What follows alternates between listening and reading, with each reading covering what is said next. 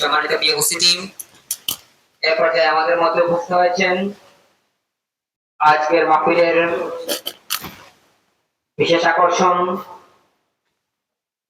বিশিষ্ট আলেম দ্বীন হযরত মাওলানা ফয়সাল আহমদ হেলালী সাহেব, ইসলামী আলোচক, দীপ্ত টিভি। হুজুরের মহামূল্যবান নসিহত পেশ করার জন্য আহলে মাহফিলের পক্ষ থেকে বিশেষভাবে আহ্বান করছি।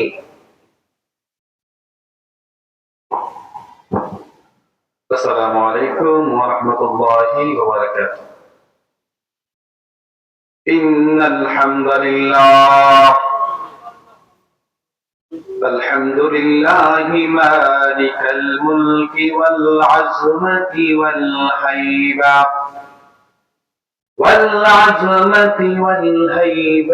والقدرة وللكبرياء والجبروت، وأشهد أن لا إله إلا الله وحده لا شريك له، والذي لا ضد له ولا ند له، وهو الواحد الفرد الصمد الذي لم يلد ولم يولد ولم يكن له كفوا أحد. وأشهد أن سيدنا وسندنا وحبيبنا وطبيبنا وطبيب قلوبنا وشفيعنا ومولانا محمدا عبده ورسوله. أما بعد، فقد قال الله تبارك وتعالى في كلامه المجيد والفرقان الحميد। সকলেই আমাদের সাথে একটু মিলায় পড়েন, আউযু বিল্লাহি মিনাশ শাইতানির রাজীম। বিসমিল্লাহির রাহমানির রাহিম। يا أيها الذين آمنوا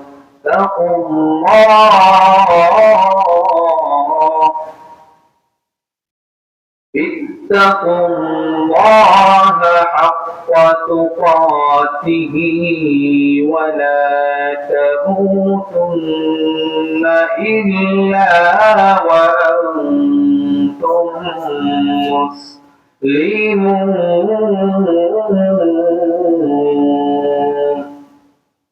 إن الله وملائكته يصلون على النبي يا أيها الذين آمنوا صلوا عليه وسلموا تسليما.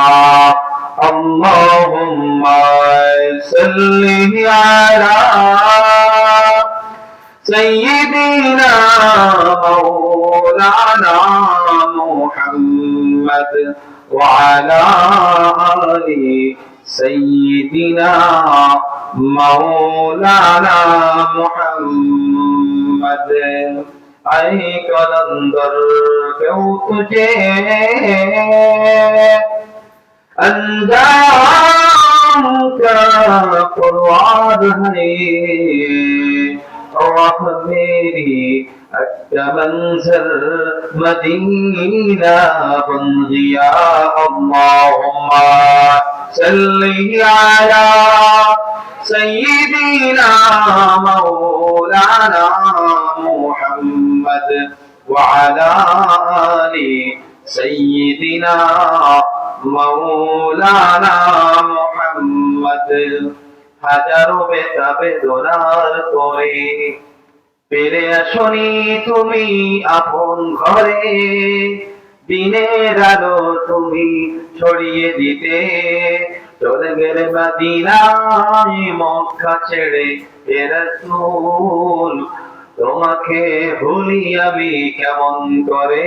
আল্লাহুম্মা সাল্লি আলা সাইয়্যিদিনা মাওলানা মুহাম্মদ ওয়া আলা আলিহি سيدنا مولانا محمد لا إله إلا الله لا إله إلا الله لا إله إلا الله لا إله। আমরা পাপী গুনাহগার, কে আছে গো তোরা পার, আমরা পাপী গুনাহগার, কে আছে গো তোরা পার, তোমার দয়া পাই যদি গো মওলা, তোমার দয়া পাই যদি গো বুঝবে দুনিয়ার দার, লা ইলাহা ইল্লাল্লাহ লা ইলাহা ইল্লাল্লাহ হাসবি রব্বি জাল্লাল্লাহ মা ফি কলবি গায়রুল্লাহ নূর মুহাম্মদ সাল্লাল্লাহু লা ইলাহা ইল্লাল্লাহ সুবহানাল্লাহ ওয়ালহামদুলিল্লাহ লা ইলাহা ইল্লাল্লাহ লা ইলাহা ইল্লাল্লাহ লা ইলাহা ইল্লাল্লাহ লা ইলাহা ইল্লাল্লাহ মুহাম্মাদুর রাসূলুল্লাহ সাল্লাল্লাহু আলাইহি ওয়াসাল্লাম। গতকাল ঐতিহ্যবাহী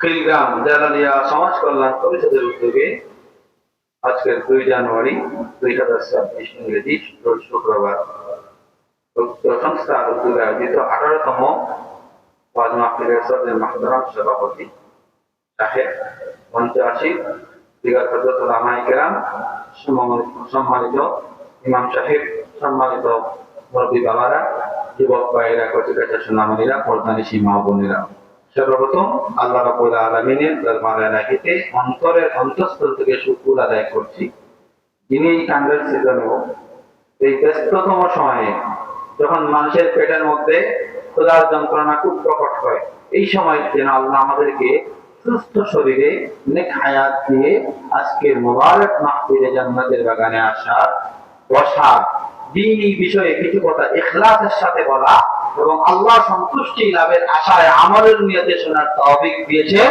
এজন্য দিল প্রাণ উজাড় করে আমরা সকলেই পড়ছি আলহামদুলিল্লাহ। শুরুতেই জানতে চাই আপনারা কেমন আছেন? আমি আশাতে আপনারা বেদান নাকি? যদি আসলেই বেদান না হন তাহলে আগে বসতে হবে, কারণ মধ্যখানে জায়গা ফাঁকা থাকলে মিস্টার ইবলিস বসে যাবে আর একজনকে একটা টুপ দিবে, অন্যান্য জিনিসের টুপ দিবে, এখান থেকে বাসায় নিয়ে যাবে। আগে বসেন। আমি আমার আলোচনার মুখ্য বিষয়টা আপনাদের সামনে শেয়ার করতেছি। বক্তা যদি আলোচনার বিষয়টা আগে না বলে শ্রোতারা এটা বুঝতে অনেক সময় লাগে কি বিষয়ে আলোচনা করেছে, যেন আগে বলা উচিত কি বিষয়ে আলোচনা করব। আমার আলোচনার বিষয় হচ্ছে আমি কোরআনুল কারীমের 4 নম্বর পড়া 2 নম্বর পৃষ্ঠার প্রথম লাইন সূরা আল ইমরান থেকে ছোট্ট একটি আয়াতে কারিমা তেলাওয়াত করেছি। এই আয়াতে কারিমার আলোকে কোরআন এবং হাদিসের যাচাইয়ের গোষ্ঠী বাজারে তাকওয়ার বিষয়ে কিছু কথা বলবো ইনশাআল্লাহ। আল্লাহ যেন আমাকে ইখলাসের নিয়তে বলা এবং আপনাদেরকে আমলের নিয়তে শোনার তৌফিক দান করেন, সকলে বলি আমিন। কেননা পৃথিবীর মধ্যে বাংলাদেশের মতো এত বেশি ওয়াজ, এত বেশি মাহফিল পৃথিবীর মধ্যে অন্য কোনো দেশে হয় না। পৃথিবীর মধ্যে বাংলাদেশের মতো এত বেশি মসজিদ আর কোনো দেশে নাই। পৃথিবীর মধ্যে বাংলাদেশের মতো এত বেশি হাফেজ কোরআন, এত বেশি বিশ্বজয়ী হাফেজ, এত বেশি আন্তর্জাতিক মানের স্কলার, এত বেশি মাদ্রাসা, এত বেশি মসজিদ, এত বেশি ইমাম, এত বেশি মুয়াজ্জিন, এত বেশি আলেম ওলামা পৃথিবীর অন্য কোনো দেশে নাই। তারপরও এত ওয়াজ হওয়ার পরে, এত আলেম থাকার পরেও, এত হাফেজ থাকার পরেও, এত মাহফিল হওয়ার পরেও মানুষের আমাদের পরিচিতি আসে না। ফজরের ওয়াক্তে মসজিদে ইমাম আর মুয়াজ্জিন ছাড়া কাউকে খুঁজে পাওয়া যায় না। এর কারণটা কি? এর কারণটা হচ্ছে আমরা বক্তা যারা আছি আল্লাহর খুশির জন্য কথাগুলো বলি না, শ্রোতা যারা আছে আমলের নিয়তে শুনে না। এই জন্য ডান কান দিয়ে ওয়াজ ঢুকে বাম কান দিয়ে আওয়াজ করে বাম কান দিয়ে বের হয়ে যায়, বান্দার কলবের মধ্যে তাসির করে না। কথা কোন ঠিক নেবে ঠিক যা বলবো আমি আল্লাহ খুশির জন্য বলবো, আপনারও আল্লাহ খুশির জন্য আমলের নিয়তে শুনতে পারবেন তো ইনশাআল্লাহ। এবার আসছি আমি আমার আলোচনার মধ্যে। মনোযোগ। আল্লাহ রাব্বুল আলামিন পৃথিবীর জমিনে মানব জাতিকে সৃষ্টি করলেন। সর্বপ্রথম আল্লাহ আমাদের আদি পিতাকে বানাইলেন হযরত আদমকে, আর বললেন ওয়া ইয ক্বালা রাব্বুকা লিল মালাইকাতি ইন্নী জাইলুন ফিল আরদি খলিফা। ফেরেশতারা আমি আমার প্রতিনিধি পাঠাবো পৃথিবীর মধ্যে, রিপ্রেজেন্টেটিভ। ফেরেশতারা বললেন ওয়ালু আতাজআলু ফিহা মান ইফসিদু ফিহা ওয়া ইয়াসফিকু দিমা।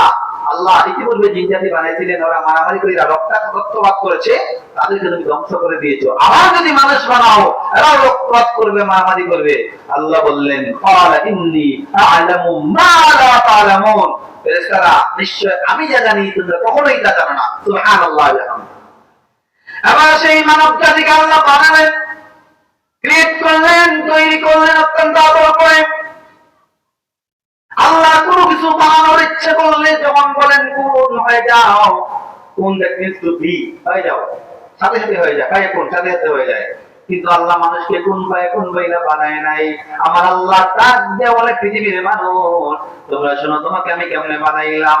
সুম্মা খালাকনাল নুতফাতা আলাকা, আদি পিতা আদম নবীকে বানাইলাম। ওয়ালাকাদ খালাকনাল ইনসানা মিন সুলালাতিন মিন তিন, আদমকে বানাইলাম কাদা মাটি নিয়া। আদমের পৃষ্ঠদেশের মেরুদণ্ডের হাড় থেকে নির্গত অপবিত্র পানি থেকে আদম সন্তান তৈরি করলাম। কিভাবে তৈরি করলাম বান্দা তুমি শুনো, বান্দা তুমি গভীর মনোযোগ দিয়া আল্লাহর সৃষ্টির দিকে তাকাও। তোমার সৃষ্টি কিভাবে হয়েছে, তুমি কিভাবে পৃথিবীতে আসলা, কোন কোন নাস্তিক বান্দা যদি এটা চিন্তা করে, ওই বান্দা ঈমান গ্রহণ করতে বাধ্য হবে। সুবহানাল্লাহ। কিভাবে আল্লাহ বানাইলেন আমাকে, আমার আল্লাহ ইরশাদ করতেছেন সুম্মা খালাকনান নুতফা, আদমকে কাদামাটি দিয়ে বানানোর পরে অন্য মানুষ পৃথিবীতে আসার পূর্বে আদমের পৃষ্ঠদেশ থেকে অপবিত্র পানি, যেটাকে ইংরেজিতে বলে সিমেন্ট, স্পাম বলে, ওই স্পামটা পিতার পৃষ্ঠদেশ থেকে নির্গত হয়, মায়ের নির্ধারিত রেহেমের মধ্যে ভ্রূণের মধ্যে চলে যায়। এখানে 40 দিন পর্যন্ত অবস্থান করে অপবিত্র পানি। ফাখালাকনাল আলাকাতা মুদগা, 2 নম্বরে 41 দিন থেকে নিয়ে 80 দিন পর্যন্ত এটা রক্তের টুকরা হয়ে যায়। 81 দিন থেকে নিয়ে 120 দিন পর্যন্ত এটা মাংসের টুকরা হয়ে যায়। 120 দিন পর থেকে নিয়ে 160 দিন পর্যন্ত আল্লাহ রাব্বুল আলামিন এর ভিতরে হাড্ডি সঞ্চালন করেন। 161 দিন থেকে নিয়ে 200 দিন পর্যন্ত এই হাড্ডির উপরে আবার আল্লাহ মাংসের পরত দেন। এই জন্য আল্লাহ বলেন সুম্মা খালাকনান নুতফাতা আলাকা ফাখালাকনাল আলাকাতা মুদগা ফাখালাকনাল মুদগাতা ইযামান ফাকাসাওনাল ইযামা লাহমা। প্রথমে তুমি পবিত্র পানি ছিলে, তারপরে রক্তবিন্দু বানাইলাম 40 দিন, আর 40 দিন পরে মাংসের টুকরা, আর 40 দিন পরে হাড্ডি সঞ্চালন করে দিলাম ভিতরে, আর 40 দিন পরে হাড্ডির উপরে মাংসের টুকরা দিয়ে আমি তোমাকে স্ট্রাকচার দিলাম, আকৃতি দিলাম। আল্লাহ বলেন সুম্মা আনশানাহু খালকান আখার, এভাবেই আমি তোমার আকৃতির চূড়ান্ত অবয়ব দিয়ে দেই। সুম্মা আনশানাহু খালকান আখার ফাতাবারাকাল্লাহু আহসানুল খালিকিন। আর এভাবেই আমি যে তোমার সর্বশ্রেষ্ঠ স্রষ্টা, আমি যে সর্বশ্রেষ্ঠ মানুষগুলোর কারিগর, আমার কারিগরির কেরেশমা মানুষের সামনে এভাবেই উপস্থাপন করে দেই যা পৃথিবীর কোনো মানুষ কখনোই কল্পনা করতে পারে না। সুবহানাল্লাহ। এই যে এত লম্বা সময় নিয়ে আল্লাহ মানুষ বানাইলেন, চাইলে কি কোন ফায়াকুন বললে বানাইতে পারতেন না? এখানে একটা লজিক আছে, হিকমত আছে। এখানে আল্লাহ ক্রমান্বয়ে মানুষকে শিখালেন আমি তোমাকে কিভাবে সৃষ্টি করেছি, তোমাকে যেভাবে আমি সৃষ্টি করে আল্লাহ সৃষ্টি করেছেন আপনাকে আমাকে ধাপে ধাপে আমরাও এভাবে ধাপে ধাপে আমলের মাধ্যমে আল্লাহর কাছে দেব। সুবহানাল্লাহ। তাইলে মানুষ বানানোর উদ্দেশ্য কি? আল্লাহ 27 নম্বর পারার 2 নম্বর পৃষ্ঠা প্রথম লাইন সূরা যারিয়াত। আল্লাহকে প্রশ্ন করলেন, আল্লাহ এত সুন্দর করে মানুষকে বানাইলাম, সূরাতুল তিনের মধ্যে বললেন লাকাদ খালাকনাল ইনসানা ফি আহসানি তাকওয়িম। আল্লাহ বলেন আমি মানুষকে পৃথিবীর সবচেয়ে সুন্দর আকৃতি দিয়ে তৈরি করেছি। সুবহানাল্লাহ। আল্লাহ আমাদেরকে বলতেছেন আমরা সব সুন্দর, সবাইকে সুন্দর আকৃতি দিয়েছে আল্লাহ, আর আমরা কি করি? চামড়া সাদা না কালো, রাইট না হোয়াইট, ব্ল্যাক না হোয়াইট, এটা নিয়ে আমরা কি করি? তারতম্য করি। কিন্তু আল্লাহর কাছে কি নাই? সাদা চামড়ার কোনো ভ্যালু নাই, কালো চামড়ার কোনো ভ্যালু নাই। একদিন রাসূল আরবি সাল্লাল্লাহু আলাইহি ওয়াসাল্লাম সাহাবায়ে কেরামদেরকে ডাক দিয়ে বয়ান করতেছেন, একটা সময় বললেন তোমরা কি জানো জান্নাতে কারা যাবে? সাহাবায়ে কেরাম উত্তর দেন নাই, উত্তর দেন নাই, বলেন আল্লাহু ওয়া রাসূলুহু আ'লামু, আমরা যা জানি আমাদের থেকে লক্ষ কোটি গুণ বেশি জানেন আল্লাহ এবং তার রাসূল। সুবহানাল্লাহ। এবার আল্লাহর নবী রাহমাতাল লিল আলামিন বলেন কারো কোনো ব্যক্তি জান্নাতে যাবে না। মাশাআল্লাহ। এক বাচ্চা মাহফিলে 500 টাকা সদকা করেছে, আল্লাহ তার পিতামাতাকে হায়াতে তয়্যিবা দান করে দিন, তার দাদা দাদি যারা আছেন হায়াতে তয়্যিবা দান করুন, এবং তাকে আল্লাহ যেন দ্বীনের দায়ী হিসেবে আল্লাহ কবুল করে। সকলে বলি আমিন। সম্মানিত হাজিরিন, এটা বলছিলাম আল্লাহ রাব্বুল আলামিন বলেন আমার কাছে কি নাই? সাদা চামড়া কালো চামড়া ভ্যালু নাই। রাসূল বলেন কেউ কালো কেউ জান্নাতে যাবে না, খাটো কেউ, পাট্টি খাটো, এরা কেউ জান্নাতে যাবে না। এখন খাটো সাহাবায়ে কেরাম কান্না শুরু করে দিয়েছে, কালো সাহাবায়ে কেরাম বেলাল হাবশী কান্না করতেছে। এরকম আরো এক কালো সাহাবী যারা দেখতে কালো ছিলেন কিন্তু ঈমানে ভরপুর ছিল, দেখতে কালো ছিলেন, দেখতে খাটো ছিলেন কিন্তু ঈমানে ভরপুর ছিল, কান্না করে দিলেন। রাসূল আরবি সাল্লাল্লাহু আলাইহি ওয়াসাল্লাম বললেন বুড়া লোক জান্নাতে যাবে না। এখন আর কান্না শুরু হয়ে গেছে। ইন দ্য মিন টাইম রাসূল বললেন, কালো ব্যক্তিদেরকে উদ্দেশ্য করে বললেন তোমরা যে কালো আছো এই জন্য মনে দুঃখ পাবে না, আসলে ময়দানে আল্লাহ তোমাদেরকে জান্নাতি মানুষ বানাবে, সবচেয়ে সুন্দর আকৃতি দিবে, সবচেয়ে সুন্দর অবয়ব তোমাদেরকে দান করবে, আর সুন্দর আকৃতি দিয়ে আল্লাহ তোমাদেরকে জান্নাতে পাঠাবে। সুবহানাল্লাহ। যারা খাটো তাদেরকে বললেন তোমরাও কষ্ট পাবে না, তোমাদেরকে খালাকাল্লাহু আদাম আলা সূরাতিহি 60 জিরাআ, আদম নবীকে আল্লাহ 60 হাত লম্বা বানাইছিলেন। কেউ বলেন 60 গজ, আবার কেউ বলেন 60 হাত, আমি দুটোই বললাম, এখন একটা ধরেন। রাসূল আরবি বলেন যারা খাটো তাদেরকে আদম নবীর আকৃতি বানিয়ে আল্লাহ জান্নাতে পাঠাবে। তাইলে খাটো যারা আছে তাদের মনে কষ্ট থাকার কোন কারণ আছে? নাই। 3 নম্বরে বললেন যারা বৃদ্ধ তোমরাও কষ্ট পাবে না, হাসরের ময়দানে তোমাদেরকে আল্লাহ রব্বুল আলামিন 4টা জওয়ান বানিয়ে জান্নাতে প্রবেশ করাবে। সুবহানাল্লাহ। তাইলে আল্লাহর কাছে কি নাই? সাদা চামড়া কালো চামড়া কি নাই? কোনো ভ্যালু নাই। একটা জিনিসের ভ্যালু আল্লাহর কাছে আছে। আল্লাহকে প্রশ্ন করলাম আল্লাহ তোমার কাছে প্রিয় হওয়ার জন্য কি দরকার? আল্লাহ বলতে পারতেন যারা বেশি নামাজ পড়ে তারা বেশি প্রিয়। তাহলে যারা মাঝে মধ্যে নামাজ পড়ে তারা আল্লাহর প্রিয় হতে পারবে না। আমরা অনেক সময় নামাজ ছাড়া করি না, তাহলে আল্লাহর প্রিয় হওয়ার সুযোগ ছিল না। আল্লাহ যদি বলতেন যারা ধনী ব্যক্তি তাহলে গরিব ব্যক্তি তারা আল্লাহর কাছে প্রিয় হওয়ার সুযোগ ছিল না। আল্লাহ যদি বলতেন সবচেয়ে সুন্দর ব্যক্তি আমার প্রিয় তাহলে কারো ব্যক্তি আল্লাহর প্রিয় হওয়ার সুযোগ ছিল না। আমার আল্লাহ এমন একটা উত্তর দিলেন পৃথিবীর সকল মানুষকে আল্লাহর প্রিয় বান্দা হওয়ার সুযোগ করে দিলেন। সুবহানাল্লাহ। আল্লাহ বলেন ইন্না আকওয়াবাকুম ইনদাল্লাহি আতকাকুম, বান্দা আমার কাছে সাদা চামড়ার ভ্যালু নাই, কালো চামড়ার ভ্যালু নাই, কে কালো কে সাদা, কে কালো, কে কৃষ্ণাঙ্গ কে শ্বেতাঙ্গ, কে লম্বা কে খাটো, কে ধনী কে গরিব, কে রিকশাওয়ালা কে ঠেলাগাড়িওয়ালা আমি দেখি না। বান্দা কে ধনী আমি দেখি না, কে গরিব দেখি না, আমার কাছে মানদণ্ড সম্মানিত হওয়ার জন্য একটাই, সেটাই হলো তাকওয়া। ইন্না আকরামাকুম ইনদাল্লাহি আতকাকুম, যারা করে তাকওয়া যত বেশি ওই বান্দার সম্মান ইজ্জত আল্লাহর দরবারে তত বেশি। সুবহানাল্লাহ। তাহলে এই দৃষ্টিকোণ থেকে একজন রিকশাওয়ালা হওয়ার চাইতে বেশি তাকওয়ামন্দ হতে পারে। কথা আমার ঠিক না বেশি? এই দৃষ্টিতে একজন শ্রমজীবী মানুষ, একজন দিন মজুর মানুষও আল্লাহর ভয় যদি তার ভিতরে আমার চাইতে বেশি থাকে, ওয়াল্লাহি রাব্বিল কাবা, কাবার করব আল্লাহর শপথ, ওই বান্দা তাকওয়া ওই বান্দার সম্মান নিঃসন্দেহে একজন আলেমের চাইতে বেশি হতে পারে। এটা স্বাভাবিক বিষয়। এবার হচ্ছে আমার মূল আলোচনা।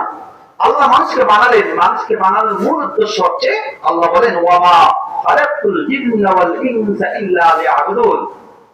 I have created mankind and mankind only worship for me, only submission for me, only supplication for me, only prayer for me. আল্লাহ রাব্বুল আলামিন বলেন, আমি জিন জাতি এবং মানব জাতি, জিনকাইন্ড এবং ম্যানকাইন্ড দুইটা জাতিকে সৃষ্টি করেছি শুধুমাত্র কেবলমাত্র তাদের রব আল্লাহ রাব্বুল আলামিনের ইবাদত বندگی করে তার রবকে খুশি করার জন্য। সুবহানাল্লাহ। তাই আল্লাহর কাছে সম্মানিত হওয়ার প্রথম একমাত্র মানদণ্ড হচ্ছে কি? তাকওয়া, খোদাভীতি। আর এই তাকওয়া কিসের মাধ্যমে অর্জন হয়? এই তাকওয়া রোজার মাধ্যমে অর্জন হয়, যেটা আগামীতে আসছে, আমরা রমজানের রোজা রাখবো।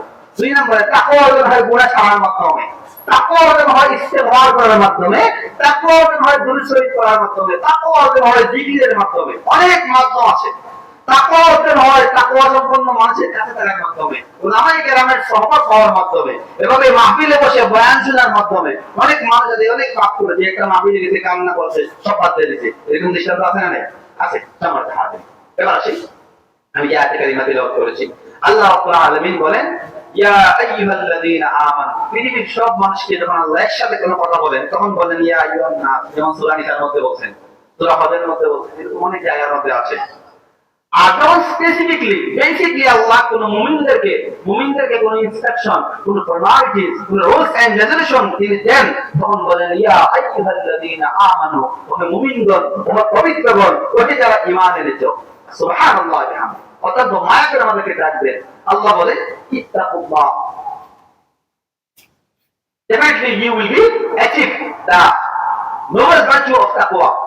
তুমি অবশ্যই তাকওয়া অবলম্বন করবে, তাকওয়ার গুণ অর্জন করবে, তুমি আল্লাহকে ভয় করবে। আপনি আল্লাহকে ভয় করবেন। আল্লাহ বলে তোমরা আল্লাহকে ভয় করো। কতটুকু ভয় করবো? হাক্কা তুকাতি, যেভাবে ভয় করা উচিত, যেভাবে আল্লাহকে ভয় করা উচিত সেভাবে ভয় করো। ওয়ালা তামুতুন্না ইল্লা ওয়া আনতুম মুসলিমুন, ইউ উইল নেভার ডাই, তুমি কখনোই মারা যাবে না, কখনো যেন তুমি মারা না যাও উইদাউট মুসলিম। মুসলিম না হইয়া তুমি কখনো মারা যাবে না। যদি মুসলিম না হয়ে মারা যাও তাহলে কবরে তোমার জন্য কি আছে? শাস্তি আছে। তাহলে প্রথমে বললেন ওই ইমানদারেরা তোমরা আল্লাহকে ভয় করো, আবার বললেন পরিপূর্ণ মুসলমান না হয়ে কবরে যাও না। প্রথমেই তো ইমানদার বললেন, ইমানদার মানে তো মুসলিম, তাই না? এটা প্রশ্ন আছে না? এখন এই প্রশ্ন এই যেটা কোয়েশ্চেন যেটা আমি সেটা ভেঙে দিই। অনেক মানুষ আছে আপনার মতো আমার মতো, ইমান আনার পরে অনেক পাপাচার করে, আছে না? নাই? ইমান আনার পরে পাপাচার করলে ইমানের পাওয়ার কমে যায়। ইমান আনার পরে পাপাচার করলে, পাপাচার করতে করতে করতে করতে একটা পর্যায়ে সে ফাসিক হয়ে যায়। ফাসিক মানে চূড়ান্ত পর্যায়ে পাপাচারী। ফাসিক যখন সে হবে, ফাসিক ব্যক্তি ওই পাপাচার করতে করতে ফাসিকের দরজা যখন যাবে, ওই ফাসিকের দরজা তাকে কুফরের দরজা পর্যন্ত পৌঁছে দেবে। কুফরের দরজা যখন যাবে, কুফরের দরজা তাকে শিরক পর্যন্ত পৌঁছে দেবে। নাউযুবিল্লাহি মিন যালিক। তাহলে অনেক মানুষ আছে নামে মুসলমান, গরুর মাংস খায়, ফতনা দেয়, আযান শুনে শুক্রবারে মসজিদে আসে, ঈদের দিনে আসে, জুমার জামাতে আসে, ঈদের নামাজে আসে, জানাজার নামাজে আসে, কিন্তু বিভিন্ন সময় বিভিন্ন অ্যাক্টিভিটিস, বিভিন্ন কথাবার্তার মাধ্যমে সে প্রকাশ করে সে কখনো মুসলমান হতে পারে না। এরকম আছে না? নাই? এই জন্য আল্লাহ বলতেন যে অনিমানদারগণ তোমরা কি করো? ইমানের পাহারাদারি করো, আল্লাহকে ভয় করার মাধ্যমে, এবং ইমান আনার পরে এমন কোন কাজ করবা না যাতে তোমরা বেঈমান হয়ে যাও। ইমান আনার পরে এমন কোন কাজ করবা না যাতে শিরক হয়ে যায়, কুফর হয়ে যায়। ইমান আনার পরে এমন কোন কাজ করবা না যাতে মরার পরে তোমাদেরকে কি করা যাবে? জাজমেন্ট অর লাইফ আফটার ডেথে তোমাদেরকে পানিশমেন্টের অন্তর্ভুক্ত করা হয়, এমন কোন কাজ কখনোই করা যাবে না। তখন এই আয়াত কারীমা অবতীর্ণ হয়ে গেল। সাহাবায়ে কেরাম অত্যন্ত পেরেশান হয়ে গেলেন, কান্না করে দিলেন, আর বললেন ইয়া রাসূলুল্লাহ, ইয়া হাবিবাল্লাহ, ও মায়ার নবীজি, আল্লাহকে যথেষ্টভাবে পরীক্ষাভাবে করব। লা শারীকা লাহু ফিল খালকি ওয়াল মুলকি ওয়াল আযমাতি ওয়াল হাইবাতি ওয়াল ইজ্জাতি ওয়াল জাবারুত, সম্মানের ক্ষেত্রে, নামের ক্ষেত্রে, ক্ষমতার ক্ষেত্রে, সব ক্ষেত্রে আল্লাহ সমকক্ষ আর কেউ নাই। আল্লাহ সমকক্ষ কেউ নাই। Allah is only one. Allah is unique. Allah is our creator, our food provider, our sustainer, our protector. Allah আমাদের রিজিক দাতা, আমাদের লালন কর্তা, পালন কর্তা, হায়াত দাতা, মৃত্যু দাতা, সব ক্ষমতার মালিক আল্লাহ। আলা লাহুল খালকু ওয়াল আমরু তাবারাকাল্লাহু রাব্বুল আলামিন। আল্লাহর মতো কেউ নাই। ইয়া রাসূলুল্লাহ, আল্লাহ, ওই আল্লাহকে কিভাবে যথেষ্ট ভয় করব? আমরা যেভাবেই ভয় করি না কেন, আল্লাহকে যথেষ্ট পরিমাণ ভয় করার ক্ষমতা আমাদের নেই। আমরা কি করব? মুহাম্মদ রাসূলুল্লাহ সাল্লাল্লাহু আলাইহি ওয়াসাল্লাম বলেন, জাস্ট ওয়েট এন্ড সি, অপেক্ষা করো, আল্লাহ তোমাদের জন্য সহজ সমাধান করে দিবেন।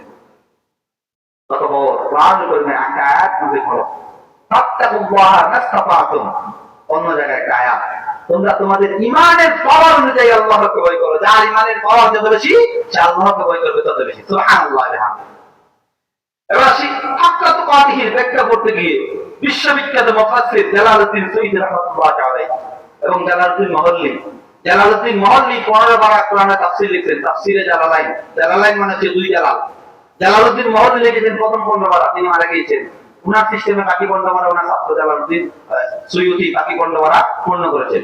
জালালউদ্দিন মহল্লী লিখিত তাফসীরে জালালাইনের মধ্যে প্রথম খণ্ডের মধ্যে আয়াতের তাফসীর করতে গিয়ে দেখলাম যে জালালউদ্দিন মহল্লী রাহমাতুল্লাহ আলাইহি লিখেন আযামাল্লাহু আজরাহা ইত্তাকুল্লাহ হাক্কা তুকাতি ইয়ানসাহা ওয়ায়সা ওয়ায়াশকুরু ফালা ইয়াকফুরু ওয়ায়াযকুরু ফালা ইয়ানসা। আয়াতের তাফসীর করতে গিয়ে জালালউদ্দিন মহল্লী বলেন পৃথিবীর মানুষ আল্লাহকে ভয় করার অর্থ হচ্ছে কয়টা? আবার আমার সাথে কভার করেন কয়টা? 6টা জিনিসের নাম হচ্ছে আল্লাহকে ভয় করা। যথেষ্ট ভয় করা মানে হচ্ছে 6টা বিষয়ে সতর্ক থাকা। এই 6টা বিষয়ে সতর্ক থাকলে আল্লাহকে যথেষ্ট প্রপারলি ভয় করা হবে। ইত্তাকুল্লাহ হাক্কা তুকাতিহি বিআইনিতাআ ওয়া ইয়াসা। তুমি সবসময় আল্লাহর আনুগত্য পোষণ করবে, কখনো তার নাফরমানি করা চলবে না। আল্লাহর আনুগত্য কিভাবে করব? ওয়াতিউল্লাহ ওয়া ওয়াতিউর রাসূল ওয়া উলুল আমরি মিনকুম। আল্লাহর আনুগত্য করতে হলে রাসূলের আনুগত্য করতে হবে হাদিসের মাধ্যমে, সুন্নাহর মাধ্যমে। হাদিস তো আমরা শুনেছি, রাসূলকে দেখি নাই। তাহলে হাদিস আমাদেরকে বলতে কারা? হাদিসের ইমামরা বলছে। হাদিসের ইমামরা কি আমাদেরকে সরাসরি বলছে? না, তারা তাদের ছাত্র এভাবে ক্রমান্বয়ে আপনাদের সামনে মসজিদের ইমাম সাহেবরা হাদিস করেছে না। কথা আমি ঠিক না বেটি? প্রত্যেক শুক্রবার ইমাম সাহেব শোনায়। তাহলে কি ইমাম সাহেবের এই কথা শুনে রাসূলের সুন্নাহর উপর আমল করলে আপনার রাসূলের আনুগত্য হবে, আর রাসূলের আনুগত্য হইলে আল্লাহর আনুগত্য হবে। সুবহানাল্লাহ বিহামদিহি। এবার উলুল আমরি মিনকুম, উলুল আমর হচ্ছে ন্যায়পরায়ণ কোরআন সুন্নাহর জ্ঞানী শাসক কিংবা ইমাম কিংবা মুজতাহিদ, এদেরকে বলা হয় উলুল আমর। উলুল আমর অন্তর্ভুক্ত। সুতরাং এদেরকে অনুসরণ করলেই রাসূলকে অনুসরণ করা হবে। এক নাম্বার আল্লাহর আনুগত্য করা, কখনো কি করা? তার নাফরমানি না করা, অবাধ্যতা পোষণ না করা। ওয়াশকুরু ফালা ইয়াকফুর, সব সময় আল্লাহর শুকরিয়া জ্ঞাপন করা এবং তার অকৃতজ্ঞ না হওয়া। এবার বলবেন আমি তো আল্লাহর অকৃতজ্ঞ কখনো হই নাই। ইমাম সাহেব ফজরের ওয়াক্তে মসজিদে আযান দিয়েছে, মসজিদ সাহেব আযান দিয়েছে, as-সালাতু খায়রুম মিনান নাওম, তুমি হইতে কি নামাজ পড়ো। কিন্তু আমি লেফট হ্যান্ড দিয়ে কি করি?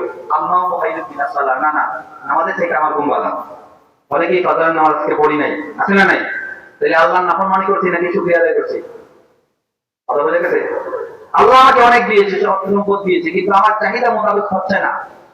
আমি আল্লাহ আমাকে এটা দেয় না, আল্লাহ আমার দুই চোখে দেখে না, কিংবা আল্লাহ আমাকে দেয়, আমাকে কেন দেয় না, আল্লাহকে আমাকে চোখে দেখে না, এই কথাগুলো বলার মাধ্যমে আল্লাহ নাফরমানি হয়। এরকম ভাবে আমরা অনেক ক্ষেত্রে আল্লাহ নাফরমানি করি। তাহলে কয়ে গেল প্রথমে আল্লাহ আনুগত্য পোষণ করা, কখনোই তার আনুগত্যের উল্টা বিবেচনা করা। 2 নম্বর হচ্ছে সব সময় তার শুকরিয়া জ্ঞাপন করা। শুধু আলহামদুলিল্লাহ বললে শুকরিয়া আদায় হয় না। আপনাকে আল্লাহ সুস্থ রেখেছে, সুস্থ শরীরে নাক আর কপাল লাগিয়ে আসামির বেশে কানের মধ্যে হাত দিয়ে ইমাম সাহেবের পিছনে 5 ওয়াক্ত নামাজের মধ্যে দাঁড়িয়ে নাক আর কপাল মাটিতে লাগাইয়া সুবহান রাব্বিয়াল আলা বলার চাইতে উত্তম শুকরিয়া হতেই পারে না। সুবহানাল্লাহ, এটাই শুকরিয়া। আমরা মনে করি না আলহামদুলিল্লাহ, কেমন আছেন? আলহামদুলিল্লাহ ভালো, এটাই শুকরিয়া না। হাত দিয়েছে আল্লাহ সুস্থ, এই হাত দিয়ে ভালো কাজ করা। লেখার সক্ষমতা দিয়েছে আল্লাহ, এই কলম দিয়ে ভালো কিছু লেখা। আমরা তো সুযোগ পাই ফেসবুকে অন্যের বিরুদ্ধে কমেন্টে গিয়ে গালাগালি করি। মনে রাখবেন কিরামান কাতিবিনা ইয়ালামুনা মা তাফআলুন, কিরামান কাতিবি সব লিখতেছে। ফেসবুক থেকে একসময় পোস্ট ডিলিট করা যায়, কিরামান কাতিবিনের ডায়েরি থেকে কখনোই কোনো কিছু ডিলিট করা যায় না। সামারটা হাজিরি, আমার কথাগুলো কি আপনাদের খারাপ লাগতেছে? সামারটা হাজিরি। এবার আসি এই হাক্কা তুকাতি, আল্লাহকে যথেষ্ট ভয় করার তাফসীর 1 নম্বর সব সময় আল্লাহ আনুগত্য পোষণ করা, আল্লাহর অবাধ্যতা না করা। 2 নম্বরে আল্লাহ শুকরিয়া জ্ঞাপন করা ভালো কাজের মাধ্যমে, নেক আমলের মাধ্যমে, কথায় কাজে প্রমাণের মাধ্যমে। আল্লাহ শুকরিয়া জ্ঞাপন করা, আল্লাহর অকৃতজ্ঞ না হওয়া। 4টা গেল। 5 নম্বর ওয়ায়াযকুরু ফালা ইয়ানসা, সব সময় আল্লাহকে স্মরণ করা, নেক আমলের মাধ্যমে আল্লাহকে স্মরণ করা, আল্লাহকে ভুলে না যাওয়া। আপনি বলবেন যে আমি আল্লাহকে কিভাবে স্মরণ করব? আমি তো ঘুমায় যাই। আপনি ঘুমানোর সময় বলবেন আল্লাহুম্মা বিইসমিকা আমুতু ওয়া আহইয়া, দুরূদ পড়ে ঘুমাবেন। পুরো রাত আপনি নফল ইবাদত বন্দেগী সব আল্লাহ আপনার আমলনামার মধ্যে লিখে। সুবহানাল্লাহ। তাই আল্লাহর স্মরণ হইতে কি হইছে না? আমার হাজির, এভাবেই আল্লাহকে স্মরণ করতে। আল্লাহ বলে ফাযকুরুনি আযকুরকুম ওয়াশকুরুলি ওয়ালা তাকফুরুন। তুমি আমাকে স্মরণ করো, আমি তোমাকে আমার রহমত দিয়ে স্মরণ করব। সুবহানাল্লাহ। তুমি আমার জিকির করবা, আমিও তোমার জিকির করব। আমরা জিকির করা মানে হচ্ছে আল্লাহ আল্লাহ আল্লাহ, এটা এর অর্থ এটা। আল্লাহ জিকির করা মানে হচ্ছে আল্লাহ বান্দা আল্লাহ বলে জিকির করে, এরকম না। আল্লাহ জিকির মানে হচ্ছে আল্লাহ আমাদেরকে স্মরণ করবে কিসের মাধ্যমে? তার দয়া দিয়ে, তার মাগফিরাত দিয়ে, তার রহমত দিয়ে, আমাদের দোয়া কবুল করার মাধ্যমে, আমাদের মনোবাঞ্ছনা পূর্ণ করার মাধ্যমে। সুবহানাল্লাহ। আল্লাহ ইয়ানসা, কখনো আল্লাহকে ভুলে যাও না। চরম বিপদের মধ্যে পড়ছেন, আর আশেপাশের মানুষের কাছে আমরা সাহায্য চাই। বিপদে পড়লেই মানুষের সাহায্য চাই, আপনি চাইতে পারেন, সমস্যা নাই। সুন্নাত হচ্ছে বিপদে পড়লে কি করা? জায়নামাজের মধ্যে দাঁড়াইয়া আমার রবকে দেখে সেজদা দেয়া, যে আল্লাহ বিপদ তো তুমি দিয়েছো, রক্ষা তো তুমি করবা। হয়তো কোনো মানুষের মাধ্যমে সাহায্য করবা কিংবা কুদরতি সিস্টেমে সাহায্য করবা, সেটা তোমার বিষয়। বাট আমি তো উদ্ধার হতে হবে, তুমি ছাড়া তো আমাকে উদ্ধার করার মতো কেউ নাই। আমাদের উস্তাদ বলেন যে আমি আমার আল্লাহর কাছ থেকে জোর করে সব আদায় করে নেই। উনি আমার হাফেজ সাহেব উস্তাদ, আমি ওনার কাছে হাফেজ হয়েছি। আমি বললাম যে কিভাবে? কয় আমি পারি। কিভাবে? কয় যতক্ষণ পর্যন্ত আমার প্রয়োজন আছে ততক্ষণ পর্যন্ত তাহাজ্জুদের সিজদায় ঢুকিয়ে পড়ি, প্রত্যেকদিন সিজদা দিব, প্রত্যেকদিন কান্না করবো। একটা ছোট্ট বাচ্চা, এই যে আজকে ওয়াজ মাহফিল হয়েছে, প্রত্যেকের বাচ্চারা বাবার কাছ থেকে টাকা নেয় না মজা খাওয়ার জন্য?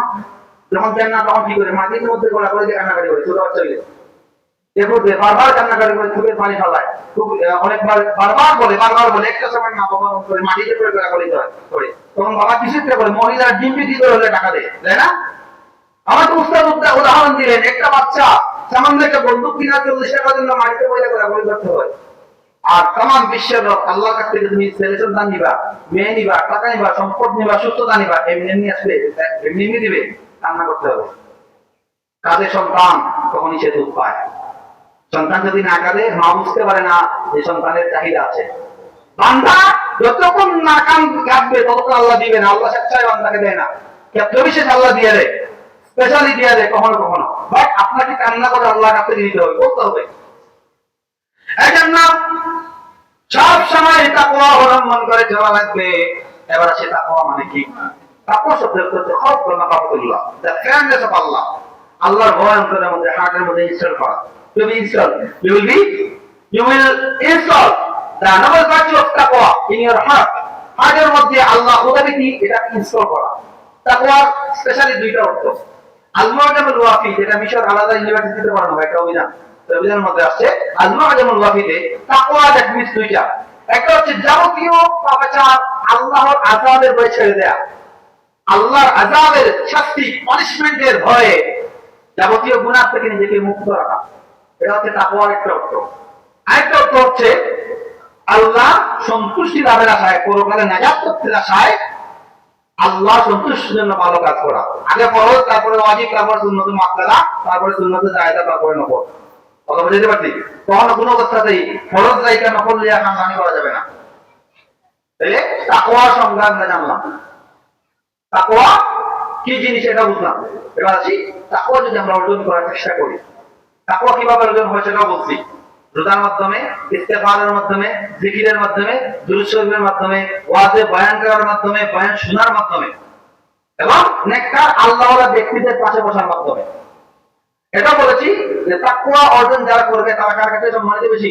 আল্লাহর কাছে। জমিনও সম্মানিত, আল্লাহর কাছে সম্মানিত। এবার আসি, হযরতে ওমর ইবনে খাত্তাব রাদিয়াল্লাহু তাআলা ইসলামের চতুর্থ খলিফা, যাকে রাসূলুল্লাহ উপাধি দিয়েছিলেন ফারুক, সত্য মিথ্যা পার্থক্যকারী। রাসূল বলেছেন, লাউ কানা মিন বাদি নবী ইল্লা কানা ওমর ইবনে খাত্তাব, আমার পরে নবী যদি কেউ হওয়ার সুযোগ থাকতো আল্লাহ বলতে নবী বানাতো। সুবহানাল্লাহ।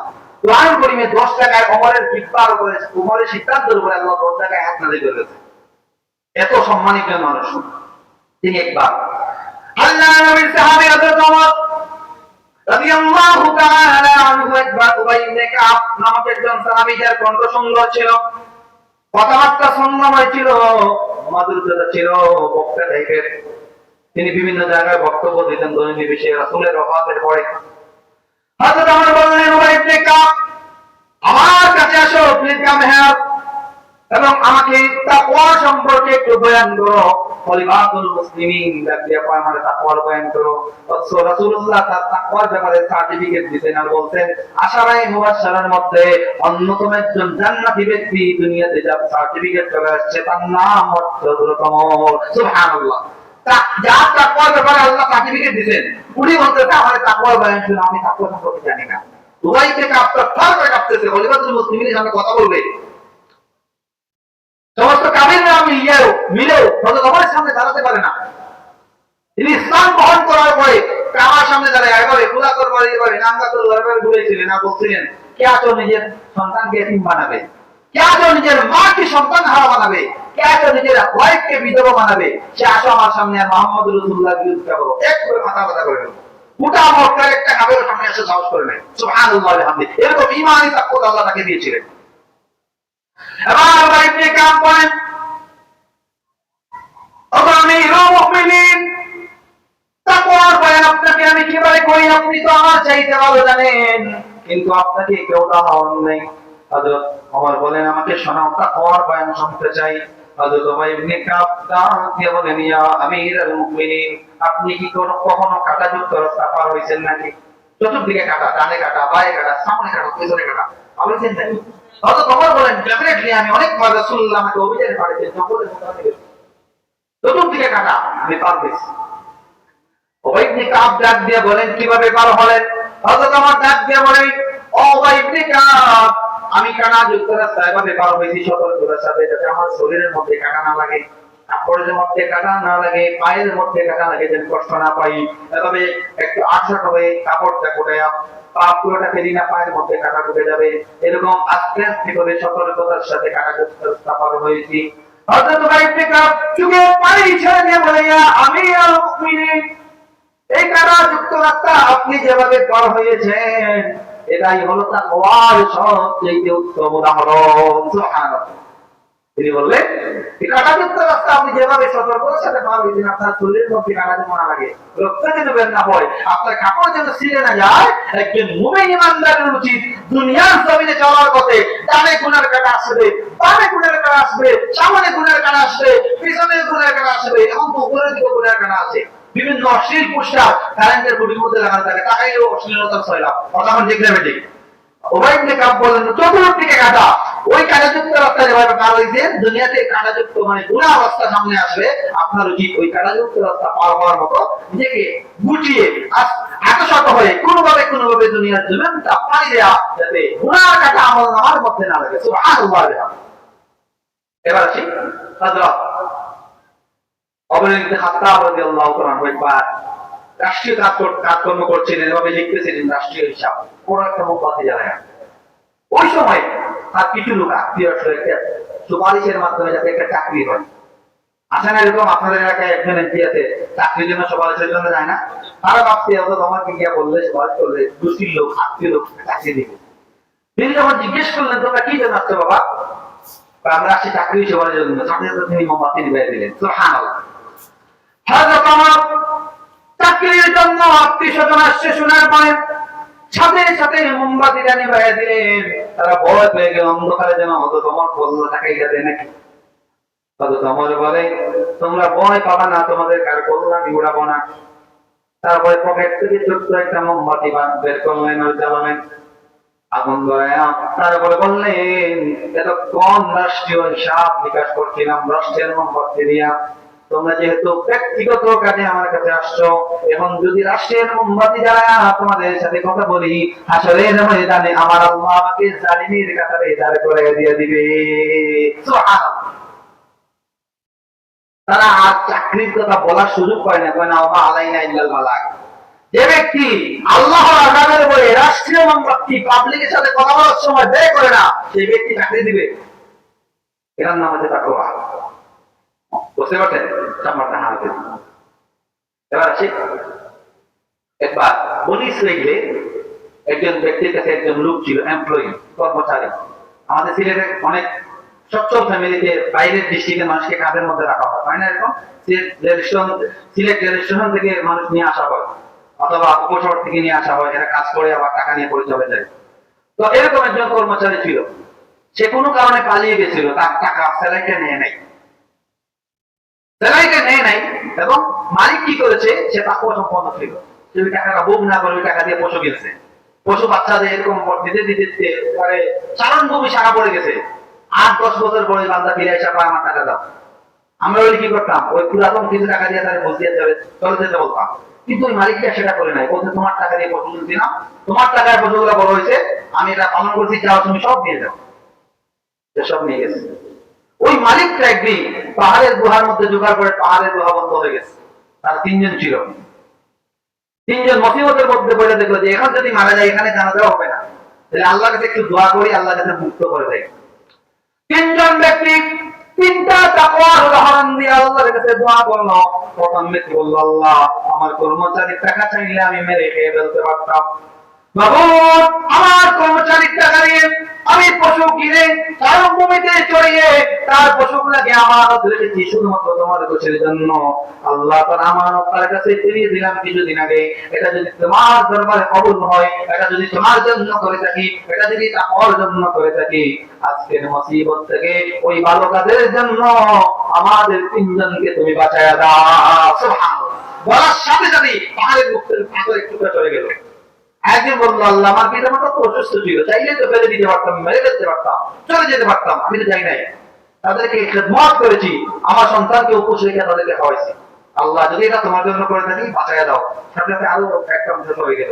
এভাবে তৃতীয় জন এভাবে বললো, আল্লাহ আমার একজন ছাত্র বোন ছিল সুন্দরী, আমি তার সাথে খারাপ কাজ করার চেষ্টা করেছিলাম, কিন্তু সে আমাকে বলছিল, ইয়া আব্দুল্লাহ ইত্তাকিল্লাহ বিআদিন আমরিকুম মিন আমরি সিদ্দি ওয়াল আলানিয়া, বিচার দিবসের মালিক আল্লাহকে ভয় করো, প্রকাশ্যে অপ্রকাশ্যে অন্তরে যা আছে সব বিষয়ে ভয় করো, কেননা আজকে পাপ করতে তো আসরের ময়দানে কোটি মানুষের সামনে সব দেখানো হবে। এটা বলার পরে আল্লাহ তোমার আযাবের ভয়ে চটচট করে অন্তর কাঁপতেছে, আমি দৌড়ে পালাই গেলাম, আল্লাহ ওই পালানোটা যদি তোমার জন্য হয় আজকে বাঁচাইয়া দাও। সাথে সাথে আল্লাহ পাথর ছড়াই দিলেন, তিনজন ব্যক্তিকে নিশ্চিত মৃত্যু থেকে আল্লাহ বাঁচাই দিলেন। কিসের কারণে? তাকওয়ার কারণে। সুবহানাল্লাহ বিহামদিহি।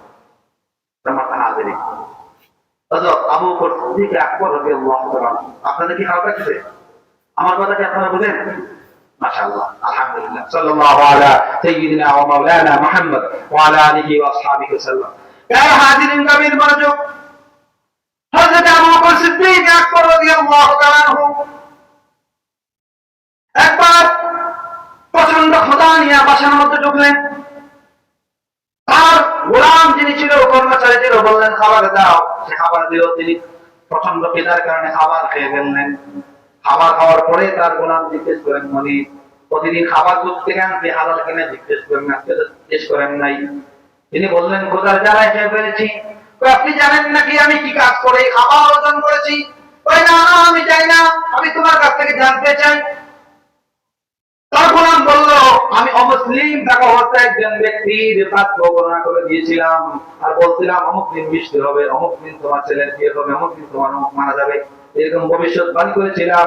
জ্বরে মরে ফকিরের কেরামত হতে পারে, আমি এমনিতেই বলেছিলাম, কিন্তু বিষয়টা সত্যি হয়ে গেছে। সে ওয়াদা করেছিল, আমার হাতে সম্পদ আছে, তোমাকে কিছু একটা অংশ দিব, কিন্তু এরপরে তার সাথে আমার দেখা হয় নাই, কিন্তু আমি মুসলমান হয়ে গেছি। গতকালকে তার সাথে আমার দেখা হইলো, ওই ওয়াদাকৃত চাকুরি করার কারণে যে জিনিস আমাকে দেওয়ার কথা ছিল আজকে আমাদের দিতে, ওই জিনিস দিয়ে ময়দা পাকাইয়া মাংস পাকাইয়া খাবার রেডি করছি আর আপনার আমি খাওয়াইছি। এবার আবু বকর রাদিয়াল্লাহু তাআলা রেগে গেলেন, রেগে অগ্নিশর্মা হলেন, চেহারা লাল হয়ে গেল। বললেন, তুমি তো শিরকের কাজ করছো, কারণ গুনাহের কাজ করা, বাধ্য করোনা করা, দুটাই শিরক। বাধ্য কোনো হাতে থাকে না, ভাগ্য কখনো হাতে থাকে না, তার দিন কখনো হাতের মধ্যে থাকে না। তার দিন ভাগ্য যদি হাতের মধ্যে থাকতো, মনেরটা পুরো 5 টাকার বিনিময়ে মানুষের দরে দরে করতো না। কথা ঠিক না বেশি? আমি একদিন ব্যক্তিকে একজন ধরছিলাম, বললাম যে আপনি ভাগ্য করোনা করেন? হ্যাঁ। বললাম যে আপনার তো কথা যে আজকে বেদের বাড়ি আপনি জানেন না? আপনি তো জানেন না, আপনার কপালে আজকে বেদের বাড়ি আছে, আপনি জানেন না। মানুষের ভাগ্য আপনি কিভাবে গণনা করেন? এটা টোটালি বাদ, এটা চূড়ান্ত পর্যায়ে কবিরা শিরকে আকবার। এটা করলে আল্লাহ কখনোই ক্ষমা করবে না। ইন্না শিরকা লাযুলমুন আযীম। এটা শোনার পরে আবু বকর গলার মধ্যে আঙ্গুল ঢুকালেন, বমি করার চেষ্টা করলেন, বমি হচ্ছে না। লম্বা বড় পাতিল আনলেন এবং পাতিল দিয়ে পানি খাইলেন। পুরো পেট ভর্তি পানি করার পরে আঙ্গুল ঢুকিয়ে যখন তিনি বমি করার চেষ্টা করলেন, বমি হলো। এমনকি শেষ টুকরা পর্যন্ত, মাংসের শেষ টুকরা পর্যন্ত, পেটের টাকা অবস্থা পর্যন্ত তিনি বমি করলেন এবং সবগুলো পেট করার পরে বললেন যে আমার গোলাম, তুমি জানো না এই যে আরাম খাওয়া তুমি আমাকে খাইয়েছো, আমি এটা জানার পরে যদি আমি পেট থেকে বের না করতাম, এই অবস্থায় যদি আমি মারা যেতাম, নিঃসন্দেহে আল্লাহ আমাকে জাহান্নামে পড়ে দিত। নাউযুবিল্লাহ। অথচ জান্নাতের সুসংবাদপত্র সাহাবী হযরত আবু বকর সিদ্দিক আকবর। তাকওয়া। আর তিনি তো ভুলে খেয়ে ফেলছেন, সেই তো বলতে পারতেন খাইছি তো কি হয়েছে, ভুলে খাইছি তো আল্লাহকে আল্লাহ মাফ করে দিবি না, তিনি এটা বের করে ফেললেন। কেন? তাকওয়া ছিল, হাতে তাকওয়া ছিল। আমাদের বাইরে তাকওয়া, ভিতরে তাকওয়া নাই। জামাল হাতে না। হযরত ওমর রাদিয়াল্লাহু তাআলা একবার সব রাষ্ট্রের মানুষদেরকে এক টুকরা করে বা এরকম এক টুকরা করে কাপড় দিলেন সবাইকে। এক টুকরা দিয়ে পায়জামা হয় না, টুপিও হয় না, কাপড় জামা হয় না, কিচ্ছু হয় না। পরে শুক্রবারে মসজিদের মিম্বরে দাঁড়াচ্ছেন, দেখা যায় তিন টুকরা কাপড় দিয়ে তিনি পায়জামা বানাইছেন। এমন পিছন থেকে একজন সাহাবী বলতেছেন, ইয়া ওমর, হে ওমর, আগে আমার প্রশ্নের জবাব দাও, তারপরে তোমার খুতবা দিবা। হযরত ওমর বললেন, ঠিক আছে, তোমার প্রশ্ন আমি শুনবো। আমাদের রাষ্ট্রপ্রধানকে কি এরকম বলা যাবে? বলা যাবে না। এটা একমাত্র সম্ভব ইসলামী খেলাফত ব্যবস্থায়। যিনি শাসক তিনি জবাব দিবেন, জবাবদিহিতার অন্তর্ভুক্ত, যারা প্রজা তারা জবাব চাইবে। এটাই ইসলামী সিস্টেম। আমাদের সমাজে এগুলো নাই। এই জন্য নামাজ জামাত চুরা পাটপার টেন্ডার বাজার দান্দাবাদের খবরে চলে গেছে।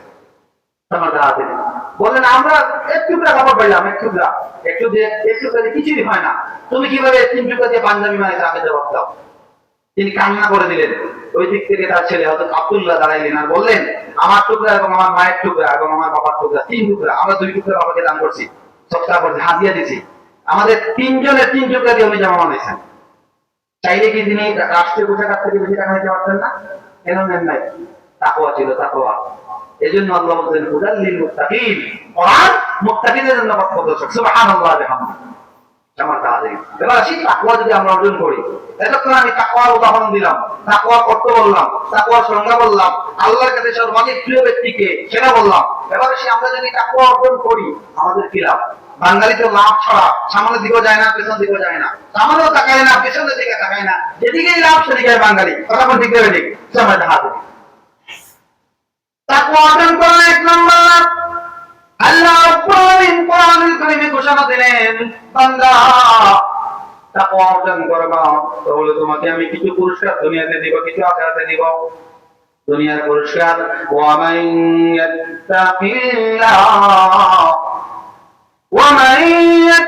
ইয়াত্তাকিল্লাহা ইউকাফির আনহু সাইয়্যাতিহি ওয়া ইউযিম লাহু আজরা। সুবহানাল্লাহ। তাকওয়ার এক নাম্বার পুরস্কার, আপনি যদি আল্লাহকে ভয় করেন, শুধুমাত্র একদিক থেকে না, সব দিক থেকে। কথা বলার ক্ষেত্রে তাকওয়া, অতিরিক্ত কথা না বলা। কথা বলার ক্ষেত্রে তাকওয়া, আস্তে আস্তে কথা বলা। রাসূল বলেছেন, তোমরা জোরে জোরে সাউন্ড করে, অযথা জোরে সাউন্ড করে কথা বলবা না। কেন না? শুধুমাত্র কাটার সাউন্ডটাই সবচেয়ে বড় হয়। রাসূল যারা অনর্থকভাবে চিল্লাপাল্লা করে, তাদেরকে রাসূল গাছের সাথে তুলনা করেছেন। তাইলে আমরা কখনোই স্বেচ্ছায় অহেতুক জোরে চিল্লাচিল্লি করে কখনোই কথা বলবো না। একজন মানুষ আমার ডাক শুনতেছে না, তোমার আমি জোরে ডাক দিতে পারি, এটা ভিন্ন বিষয়। কিন্তু অযথা অহেতুক ভাবে কখনো কি করবো না, জোরে সাউন্ড করবো না, জোরে চিল্লাচিল্লি করবো না। এটা হাতের জন্য মাত্র ঝুঁকিপূর্ণ একটা কাজ। তো যারা তাকওয়া অবলম্বন করবে, সব দিক থেকে তাকওয়া, খাওয়ার ক্ষেত্রে তাকওয়া, আপনি হালাল খাবেন, এটা তাকওয়া। কথা বলার ক্ষেত্রে তাকওয়া, আপনি গীবত করবেন না, পরনিন্দা করবেন না, এগুলা তাকওয়া। চলার ক্ষেত্রে তাকওয়া, আপনি জমিনে ধীরে ধীরে পা ফেলবেন না, যেমন একজন গোলামের মতো জমিনে হাঁটবেন, কেননা এই মাটি একদিন আপনাকে গেলবে, তাই না? এই মাটি একদিন কি করবে? আমাদেরকে খেয়ে ফেলবে। তাহলে কি মাটির উপরে ধীরে ধীরে পা ফেলে রাম বিপদের সাথে চলবো না? তো এক নম্বর হচ্ছে এখানে জামাই কেরাম আছেন, তাকলিল থেকে কাফারা ইউকাফিরু তাকফির মানে হচ্ছে মুছে দেয়া, দেখে ফেলা। যারা আল্লাহকে ভয় করবে, আল্লাহ রাব্বুল আলামিন বলেন, যারা আল্লাহকে ভয় করবে, তাকওয়া অর্জন করবে, এদের জন্য এক নম্বর পুরস্কার, তাদের আমলনামা থেকে তাদের গুনাহসমূহকে আল্লাহ মিটিয়ে দিবে। সুবহানাল্লাহ। আপনাদের কি সুবহানাল্লাহ বলতে কষ্ট হয়? এবার আপনাদেরকে সুবহানাল্লাহ একটা হাদিস শোনাই, বলবো। মিশকাতুল মাসাবিহ কিতাবুত তাহারাতের প্রথম হাদিস, মুহাম্মদুর রাসূলুল্লাহ সাল্লাল্লাহু আলাইহি ওয়াসাল্লাম বলেন, আত-তুহুরু শাতরুল ঈমান, পরিষ্কার পরিচ্ছন্নতা হচ্ছে ঈমানের অর্ধেক। সুতরাং যারা প্রস্রাব করে ঢিলালে না, প্রস্রাব করে পানি নেয় না, তারা ঈমানের অর্ধেক হারায় ফেলছে। কথা ঠিক না বেশি? দুই নাম্বার, وسبحان الله الحمد لله تملأ الميزان وسبحان الله والحمد لله تملأان وتملأ ما بين السماوات والأرض মুমিন ইমানদারেরা শোনো শোনো পরিষ্কার পরিচ্ছন্নতা ইমানের অর্ধেক আর সুবহানাল্লাহ আলহামদুলিল্লাহ কোন বান্দা যদি আল্লাহর খুশির জন্য বলে আসমান আর জমিনের আসমানের নিচে জমিনের উপরে যত বৃক্ষরাজি তরুলতা আছে এই বৃক্ষরাজি গাছ বৃক্ষ তরুলতার সংখ্যার সম পরিমাণ সওয়াব সুবহানাল্লাহ বলার কারণে বান্দার আমলনামার মধ্যে আল্লাহ লিখে দিবে।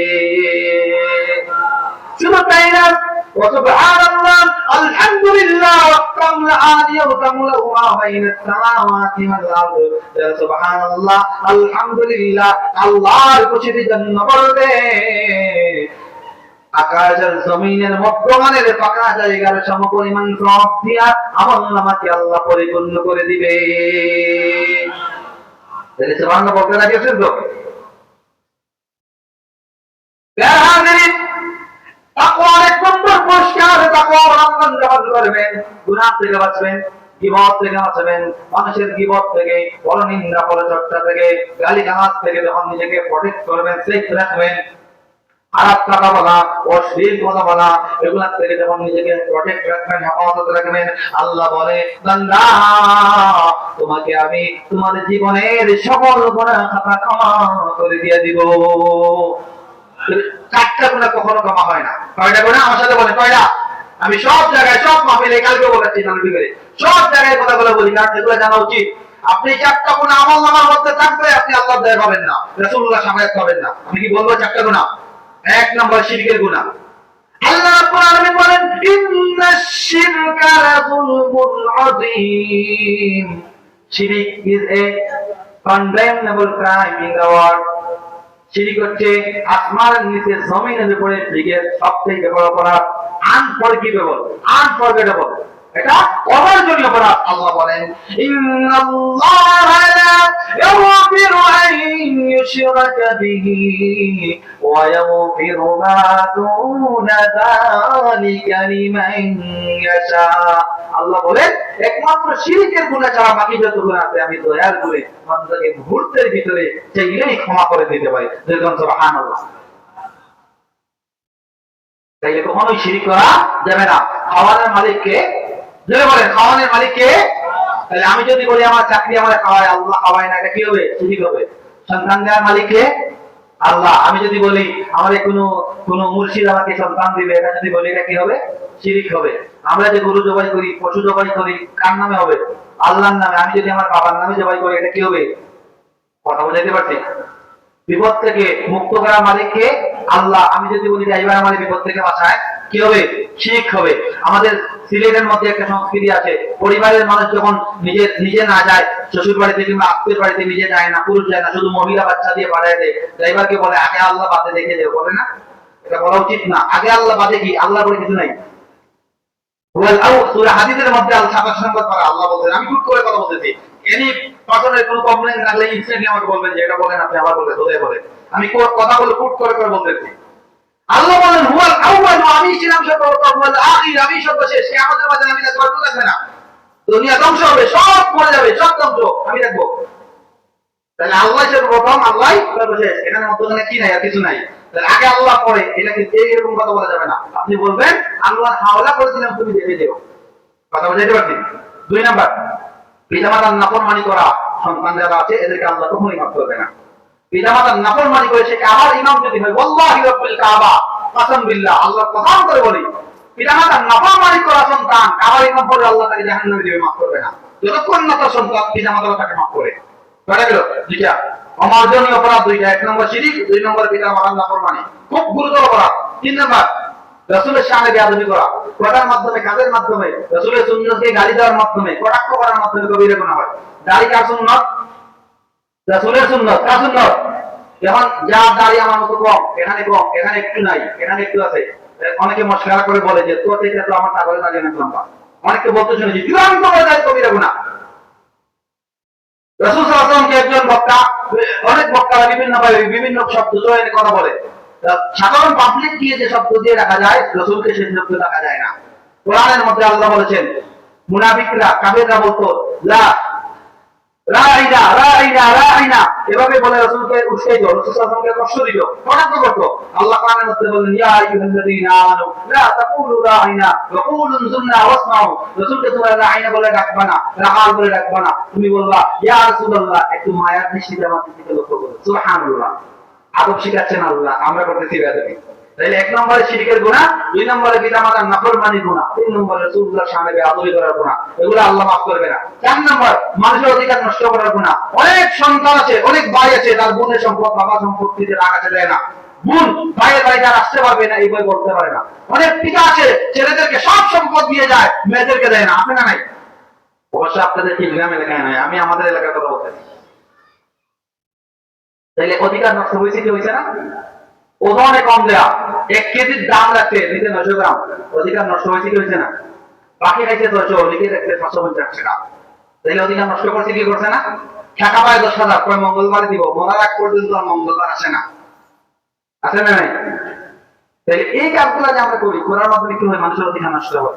একজন ব্যক্তিকে আমি 2 চোখে দেখতে পারি না, তার সাথে একজনের ঝগড়া লাগছে, আমি তাকে দেখতে পারি না, গিয়ে অন্য ব্যক্তির বিরুদ্ধে পক্ষে সাক্ষ্য দিয়ে তাদের মিথ্যাবাদী বানিয়ে ফেলছি, যার কারণে সে বিচার পায় নাই, নির্যাতিত। এটাও কি জুলুম?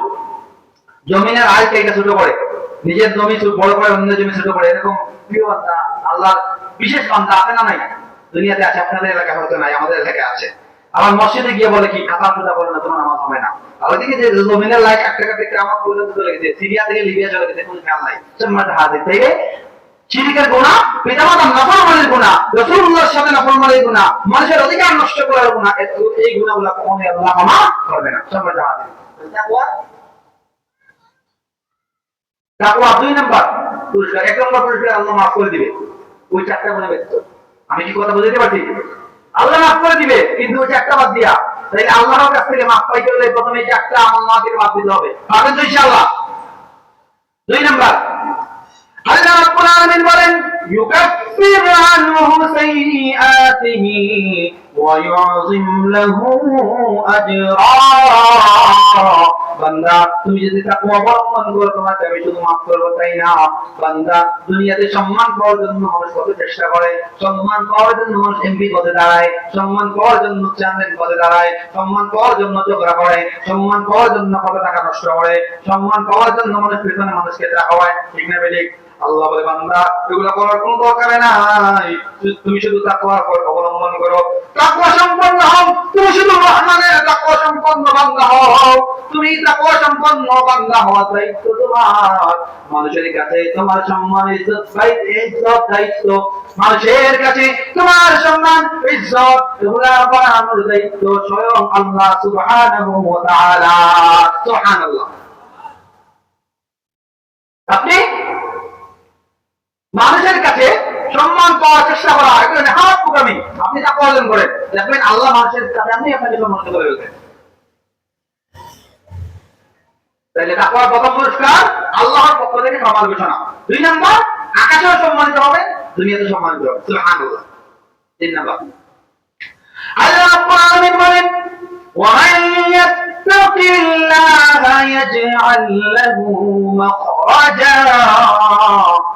বান্দা তুমি যদি তাকওয়া সম্পন্ন হও, কঠিন মুসিবতের মধ্যে যখন তুমি পড়বা, মুসিবত আসে না, ওয়াইফ প্রেগন্যান্ট, ডাক্তারের কাছে গেছে কয় সিজার ছাড়া আর হবে না, প্রাইভেট মেডিকেলে গেলেই আল্লাহু আকবার মাইরে দেয়, কারণ একটা মারতে পারলে 40,000 বিল উঠানো যায়। কথা আমার ঠিক না বেঠিক? এখন মানে পজিশন চেঞ্জ, মাথা নিচের দিকে না উপরের দিকে, উল্টা নানি বুড়ি পেছিয়ে গেছে, এরকম ভয়ঙ্কর কথাবার্তা বলে আমাদের মা বোনদেরকে ভয় দেখায়, যাতে তারা নিজেরাই কি করে সিজারের জন্য উদ্বুদ্ধ হয়। মনে রাখবেন, সিজার করা সবচেয়ে ভয়ঙ্কর একটা কাজ। সিজার করার মাধ্যমে যে মহিলার জীবনে ঝুঁকি থাকে, স্বাস্থ্যগত ঝুঁকি থাকে, বাচ্চা মারা যাওয়ার সম্ভাবনা থাকে, বাচ্চা পঙ্গু হওয়ার সম্ভাবনা থাকে, আরো অনেক সমস্যা থাকে। তো কি করে গতিপথের মধ্যে ফেলে, যেমন গরিব মানুষ দিনে 500 টাকা ইনকাম করে খায়, সে কি সিজারে 50,000 টাকা দিতে পারবে? এটা তার জন্য মুসিবত না? এরকম অনেক মুসিবত আছে। সন্তান কথা শুনে না, সন্তান বিদেশে গিয়ে খবর নেয় না, বিদেশে গেছে লিগ্যাল হতে পারে না, এগুলো বিপদ না? পা ভেঙে গেছে, চিকিৎসার টাকা নাই, বড় বেমার অসুস্থতা পেয়ে গেছে, চিকিৎসার টাকা নাই, বাংলাদেশে চিকিৎসা নাই, গর্ভবতী হয়ে পড়ে আছে, অনেক মুসিবত আছে, আছে না? আল্লাহ বলেন বান্দা তুমি যদি তাকওয়া অবলম্বন করতে পারো, ওমান ইয়াত্তাকিল্লাহ ইয়াজআল লাহু মাখরাজা, করতে পারো বান্দা, তোমার জীবনে যত বড় মুসিবত আসবে, যত দুশ্মনী আসবে, যত মুসিবত আসে, বিপদ আসে, যত সমস্যা আসবে, আমি আল্লাহ তোমার জন্য সহজ রাস্তা করে দিয়ে দিব। আহমদ ইবনে হাম্বল রাহমাতুল্লাহ আলাইহি একটি রাস্তা দিয়ে হাঁটছিলেন সফরের উদ্দেশ্যে, মসজিদে ঢুকলেন, রাত হয়ে গেছে। মসজিদের ইমাম সাহেব আমার মতো বেশ সুবিধার হুজুর ছিল না, ওনাকে মসজিদ থেকে বের করে দিয়েছে, না মসজিদে টাকা নাই, বের হও। মুসাফিরের জন্য মসজিদে টাকা যায়, শুধু মুসাফিরের জন্য। উনি মুসাফির ছিলেন, ইমাম সাহেব আমার মতো বেশি সুবিধার মানুষ ছিল না, বের করে দিয়েছে। তিনি কান্না করতে করতে কষ্ট পাইলেন, চলে গেলেন একটা রুটির দোকানে, গিয়ে দেখলেন এই বান্দা রুটি শেখা দেয়, এরকম আমার মধ্যে দেয় আস্তাগফিরুল্লাহ, আবার এখানে দেয় আস্তাগফিরুল্লাহ, লাকড়ি দেয় আস্তাগফিরুল্লাহ, হামিদ বানায় আস্তাগফিরুল্লাহ, সিঙ্গারা বানায় আস্তাগফিরুল্লাহ। আহমদ ইবনে হাম্বল জামানা শেষ করে আলেন, এই অবাক হয়ে ওই বেড়ায় দুরুশরীফ পড়ে না, জিকির করে না, অন্য তাসবিহ পড়ে না, শুধু আস্তাগফিরুল্লাহ কেন পড়ে, আস্তাগফিরুল্লাহ কেন পড়ে? ওইদিকে ওই মসজিদে হুজুর হাতে বের করে দিচ্ছে, টাকা জায়গা নাই, চিন্তা করতেছে আমি কই যাবো। অবাক কষ্ট তিনি একজন তাকওয়া সম্পন্ন মানুষ। তিনি যখন বললেন বাবা আমার কাছে একটু বসতে দেয়, তুমি আমাকে বসতে দিবা? সে বলে বসেন, সমস্যা নাই, আগুন পোড়ান সমস্যা নাই। তিনি এটা দেখে বিরক্ত হয়ে গেলেন, শুধু আস্তাগফিরুল্লাহ পড়েন। মুসনাদে আহমদ ইবনে হাম্বলে তিনি ঘটনাটা উল্লেখ করেছেন। তিনি একটা পর্যায়ে বিরক্ত জিজ্ঞেস করে, তুমি কেন সুবহানাল্লাহ বলো না, কেন আলহামদুলিল্লাহ বলো না, কেন আল্লাহু আকবার বলো না, কেন আস্তাগফিরুল্লাহ বলো না, কেন এই দুরূদ শরীফ পড়ো না, শুধু আস্তাগফিরুল্লাহ কেন বলো? আহমদ ইবনে হাম্বলকে এসেছিলেন, ডাক দিয়ে বলে আগাম তো বান্দা, তোমাকে আমি চিনি না, দেখতে তো বড় হুজুর লাগে। আল্লাহর বান্দা শোনো, আস্তাগফিরুল্লাহ করার মাধ্যমে আমি যে ফায়দা আল্লাহর কাছ থেকে পেয়েছি, আর কোন তাসবিহ বই দেয় এমন ফায়দা আমি পাই নাই। কেমন ফায়দা পেয়েছো? ওই আস্তাগফিরুল্লাহ করার মাধ্যমে আল্লাহকে তাকওয়া সম্পন্ন হয়, সুবহানাল্লাহ। এটা আগে বলছিলেন না, মান ইয়াত্তাকিল্লাহ ইয়াগফির আনহু সাইয়্যাতি, যারা অবলম্বন করে আল্লাহ তাকে মাফ করে দেবে। সে বলে আমি ইস্তিগফার করি, আল্লাহ আমাকে মাফ করে দেয়। আর যার গুনাহ আল্লাহ মাফ করে দেয়, তার গুনাহ নাই, যার গুনাহ নাই তার দোয়া নিঃসন্দেহে আশা দিন কিভাবে টকটক করে তাহলে আমি এভাবে ইস্তিগফার করে আল্লাহর কাছে বান্দা হয়ে গেছি। কি বলে আমি মুস্তাজাবুদ দাওয়া হয়ে গেছি। মুস্তাজাবুদ দাওয়া দ্যাট মিন্স তার দোয়া কখনো বিফলে যায় না, সব দোয়া আল্লাহ কবুল করে। আহমদ ইবনে হাম্বল চুলের বাড়ি ছেড়ে দিয়েছে আর বললেন আমি তো জামানা শ্রেষ্ঠ ইমাম হইলাম, কিন্তু তার মতো তো মুস্তাজাবুদ দাওয়া আমি হতে পারলাম না। একটা সময় তিনি অনুধাবন করতে পারলেন যে তিনি বিপদে পড়েছিলেন, মসজিদের ইমাম মসজিদ থেকে তাকে বের করে দিয়েছিল, থাকার জায়গা নাই। আল্লাহ ওই আগুনের জলক দেখায় তাকে কি করে দিলেন, তার জন্য টাকার ব্যবস্থা করে দিয়েছেন। কিসের মাধ্যমে? তাকওয়ার মাধ্যমে। ওখানে গিয়ে যখন দেখলেন সে এভাবে ইস্তেগফার করতেছে, বললেন তুমি কি পেয়েছো বলো। সে একটা করে বলতেছে, তিনি কান্না করতেছে। একটা পর্যায়ে বললো যে আমি ইস্তেগফার করার মাধ্যমে এমন এমন জিনিস পেয়েছি, আর কেউ পায় নাই। তিনি বললেন সব তো পেয়ে গেলাম, বাকি আছে কি একটু বলো। চোখের পানি সে ফেলে দিয়ে বলে আমি শুনেছি আমার এই জামানায় শ্রেষ্ঠ একজন ইমামের আবির্ভাব হয়েছে, যার নাম আহমদ ইবনে হাম্বল। যিনি আল্লাহর মানুষ, আমার মনে পড়ছে তাকে যদি পাইতাম কপালের মধ্যে জমাইতাম, হাতের মধ্যে জমাইতাম, তার কলম বুঝে করে আমার জীবনটা দ্বন্দ্ব করে দিতাম। আহমদ ইবনে হাম্বল চোখের পানি ছেড়ে দিয়ে বলে বান্দা তোর এই দোয়া আল্লাহ কবুল করেছে, সুবহানাল্লাহ। আহমদ ইবনে হাম্বল বলে বান্দা তোর এই দোয়া আল্লাহ কবুল করেছে, এই জন্য মসজিদে ইমাম সাহেবের মাধ্যমে আমারে মসজিদ থেকে বের করে আল্লাহ পদ্ধতি আমাদের দাঁড় করে দিয়েছে। কিসের মাধ্যমে? তাকওয়ার মাধ্যমে, সুবহানাল্লাহ। তাকওয়া এমন একটি জিনিস। আমার উস্তাদ আল্লামা ডক্টর মুফতি সৈয়দ শহীদ আহমদ বগদাদি, মাদ্রাসা মাদ্রাসার প্রিন্সিপাল, অনেকে চিনতে পারেন, বড় বয়স, পিএইচডি হোল্ডার। একদিন ওনার সাথে একটা মাহফিলে গেলাম, আমরা 15 জন যাব। তাকওয়া কি জিনিস? 15 জন যাওয়ার কথা, আমাদের নাম লিস্ট করে মহিলা ছিল 9 জন, আমরা পুরুষ 6 জন। বৃত্তি আনার জন্য পালাগঞ্জে একটা ডিএনএ মাঠে। তো ওখানে আমাদের নামে বিরিয়ানি আসছে 15টা। আমি বললাম আমরা তো আসছি মাত্র 6 জন, 9 জন আসে নাই, আমরা 9 জনে 15টা এটা আইনা ওটাকে ভাগ করে নিয়ে নিই। তখন ছাত্র ছিলাম, ছোট মানুষ, বুঝি নাই। হুজুর বললেন না আমরা আসছি 6 জন, তার মানে 6 জন 6টা নিব, 15টা নিব না, তো বাকি 9টা আমরা ফিরিয়ে দিব, অন্য মানুষ পাবে। আমি বললাম আমাদের নামে তো এটা ছিল নিব, আমরা খাইলে কি সমস্যা? সিন্নি তো আমরা ছোটবেলায় একসাথে 3টা 4টা নিছি, অনেকে নেয় না এরকম, ছোটবেলায় 3টা 4টা নিছি, কি সমস্যা? হুজুর আমাকে চোখের পানি ছেড়ে দিয়ে একটা কথা বললেন যে বাবা তুমি কি চিন্তা করেছো হাসরের ময়দানে যদি আল্লাহ তোমার জিজ্ঞেস করে তোমার পেটে ক্ষুধা ছিল, একটা নিলেই তোমার পেট ভরতো, তুমি একটা 2টা 3টা নিয়ে কেন অন্য গরিব মানুষের পেটে লাথি দিলা? যদি আমার আল্লাহ এটা জিজ্ঞেস করে তুমি কি জবাব দিতে পারবা? বলো। ওকে হাত দিয়ে আমার কান্না চলে আসছে এটা শুনে। যে ব্যক্তি সাধারণ একটা সিন্নি খাওয়ার ব্যাপারে এত সতর্ক, সে ব্যক্তি অন্য ব্যাপারে কত সতর্ক, সুবহানাল্লাহ। বিহামদিহি। একটা উদাহরণ দেই, ঢাকা ইউনিভার্সিটির আরবি বিভাগের সহযোগী অধ্যাপক ডক্টর আহমদ হাসান চৌধুরী সাহায্য, এটা মাহফিলে ওনাদের সাথে প্রায় সময় দেখা হয়। একটা মাহফিলে ছাত্রকে একটা মাহফিলে হাফিজি মাদ্রাসায় গেছেন, ওনাকে 15,000 টাকা কামের ভিতরে হাতিয়েছে। আমি পাশে ছিলাম বসা। তিনি বলতেছেন কত দিলেন হাতিয়া, আমার লাগবে না হাতিয়া, মজা করে বলছেন। তার পিএস বলছে এত টাকা দিয়েছে, 13,000 বা 15,000 দিয়েছে। তিনি বললেন আমার গাড়ি ভাড়া কত আসে এখানে, বলতেছে এখানে 3 থেকে 4,000 হইলে হয়ে যায়। তিনি এগুলো রাইখা রাখলে ফিরিয়ে দিলেন আর বললেন আজকে আরো 4টা প্রোগ্রাম করেছি, সবাই আমার বেশি করে হাতিয়ে দিতে, এই হাতিয়েগুলো আমি এদিনখানে দিয়ে গেলাম। কেন দিলাম? হাসরের ময়দানে যদি আমার আল্লাহ আমার জিজ্ঞেস করে যে তুমি চাইলে তো গাড়ি ভাড়া তেলের টাকা নিয়ে আসতে পারতা, অতিরিক্ত কেন নিলা, এই টাকাগুলো এতিমদের জন্য দিতে পারলা না, এটা যদি আমার আল্লাহ আমার জিজ্ঞেস করে আমি আটকে যাবো, এই জন্য যাই। সুবহানাল্লাহ বিহামদিহি, এটাই হচ্ছে তাকওয়া। সব ক্ষেত্রে তাকওয়া।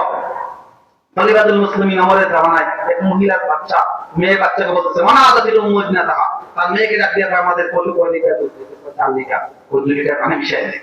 কেন? 2 লিটার পানি মিশাইলে আমরা 6 লিটারের দাম পাবো, 100 লিটার হলে 600, 200 টাকা এক্সট্রা পাবো।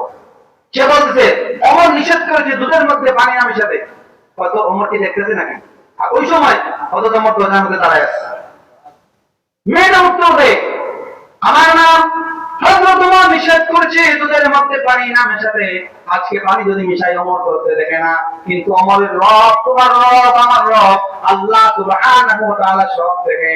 ইন্নাল্লাহা কানা আলাইকুম রাকীবা, অমরের রব আমার রব তোমার রব আল্লাহ সুবহানাহু ওয়া তাআলা সব কিছু দেখে।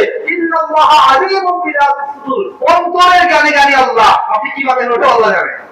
মেয়ে বলতেছে মা আজকে যদি পানি মিশাই, অমর তো দেখে না, হাসরের ময়দানে যদি আল্লাহ ডাকতে ওই মহিলা দ্বারা দুধের মধ্যে কেন পানি মিশাই গেই, আপনি জবাব দিতে পারবেন? তার মায়ের মুখ বন্ধ হয়ে গেছে। অথচ আমার ভাই তিনি শুনতেছে, অথচ অমর সেজদার মধ্যে পড়ে গেলেন আর বললেন আল্লাহ তোমার শুকরিয়া কেমনে আদায় করি আল্লাহ, এমন একটা রাষ্ট্রের প্রেসিডেন্ট আমার বানাইছো যেখানে একটা ছোট্ট নাবালক বাচ্চা তোমার আল্লাহ দুধের মধ্যে পানি মিশায় না। এটাই হচ্ছে তাকওয়া। সুযোগ আছে। গুনাহ অনেকে বলে, অনেকে মনে করেন, অনেকে বলে যে আমি তো ঘুষ খাই না, আমি তো ঘুষ খাই না, আমি ভালো মানুষ। আপনি পুলিশ হন তারপরে ঘুষ না খাই তালিকা বললেন যে আমি ভালো মানুষ। অনেকে বলে আমি তো খারাপ কাজ করি না, আমি বিজনেসম্যান। আপনি ওজনে কম না দিয়া 10 টাকার মাল 15 টাকা না বেচছে আপনি বলেন আপনি ভালো মানুষ। অনেকে বলে আমি টিচার, আমি ঘুষ খাই না। আমি ওনার কথাগুলো বলতেছি, আপনার কাছে প্রাইভেট না বলে আপনাদেরকে পাস দেন না, এরকম অফার থেকে বেরিয়ে আসে বলেন আমি ভালো মানুষ। কথা ঠিক না বেঠিক? এরকম সব সেক্টরে আমরা বলি যে আমি খুব ভালো মানুষ। আপনি এমপি হইয়া ঘুষ না খাইয়া অপরাধ না কইরা দেশের টাকা কানাডায় পাচার করে বেগম পাড়া না বানাইয়া বুকে হাত দিয়ে বলে আমি ভালো মানুষ। ক্ষমতা পাওয়ার পরে টাকা পাওয়ার পরে যে ব্যক্তি পাপে জড়ায় না, তার চেয়ে তাকওয়া সম্পন্ন মানে পৃথিবীতে আর দ্বিতীয় হতে পারে। কারণ পরীক্ষাটা তখন আসবে যখন আপনার কাছে পাওয়ার থাকবে। আপনার শক্তিই নেই, আপনি মারবেন কিভাবে? আপনার ঘুষ খাওয়ার সুযোগই নেই, আপনি খাবেন কিভাবে? আপনি সিগনেচার দিয়ে 1 কোটিকে 10 কোটি বানানোর ক্ষমতা আপনার নাই, আপনি খাবেন কিভাবে? ওই ক্ষমতা থাকার পরেও যদি আপনি এটাকে বাঁচতে পারেন, তখন বোঝা যাবে আপনি তাকওয়া সম্পন্ন মানুষ।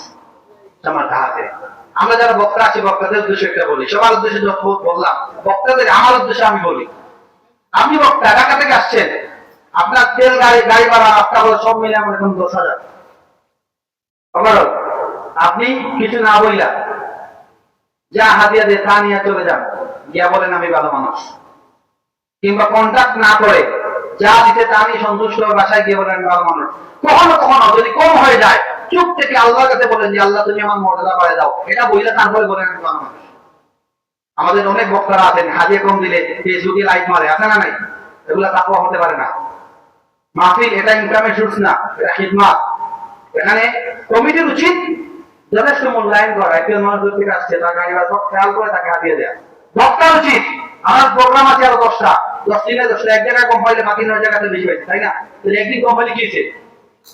ফেসবুকে লাইক মারা কি দরকার আছে? এটা তাকওয়ার পরিচয় কখনোই হতে পারে না।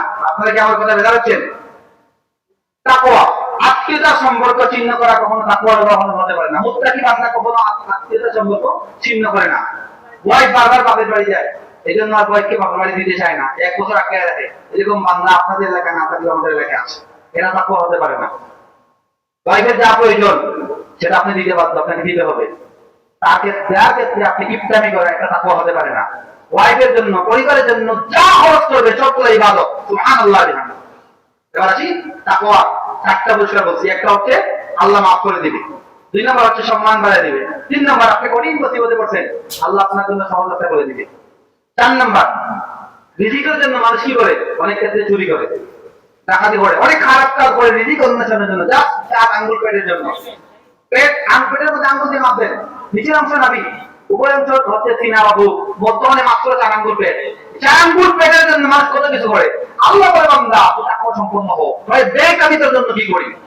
মুহাম্মদুর রাসূলুল্লাহ সাল্লাল্লাহু আলাইহি ওয়াসাল্লাম বলেন, বান্দা শুনে শোনো, বান্দা যদি আল্লাহর উপরে পরিপূর্ণ তাওয়াক্কুল রাখতে পারে এবং পরিপূর্ণ তাকওয়া সম্পন্ন হতে পারে, একটা হাত ছাড়া পাখিকে আল্লাহ যেভাবে সকালে খাবার ছাড়া পেট খালি অবস্থায় বাসা থেকে বের করে সন্ধ্যার সময় যখন বাসায় ফিরে পেট ভর্তি খাবার দিয়ে তার বাচ্চার জন্য খাবার নিয়ে ফিরে, বান্দা তুমি যদি আল্লাহর উপরে ওইভাবে পাখির মতো পরিপূর্ণ তাওয়াক্কুল করতে পারো এবং প্রমাণিত তাকওয়া অর্জন করতে পারো, ওই হাত ছাড়া পাখিকে যেভাবে আল্লাহ খাবার দেয়, তোমাকে আমার আল্লাহ কুদরতি ব্যবস্থায় সেই রকম রিজিক দিয়ে দিবে।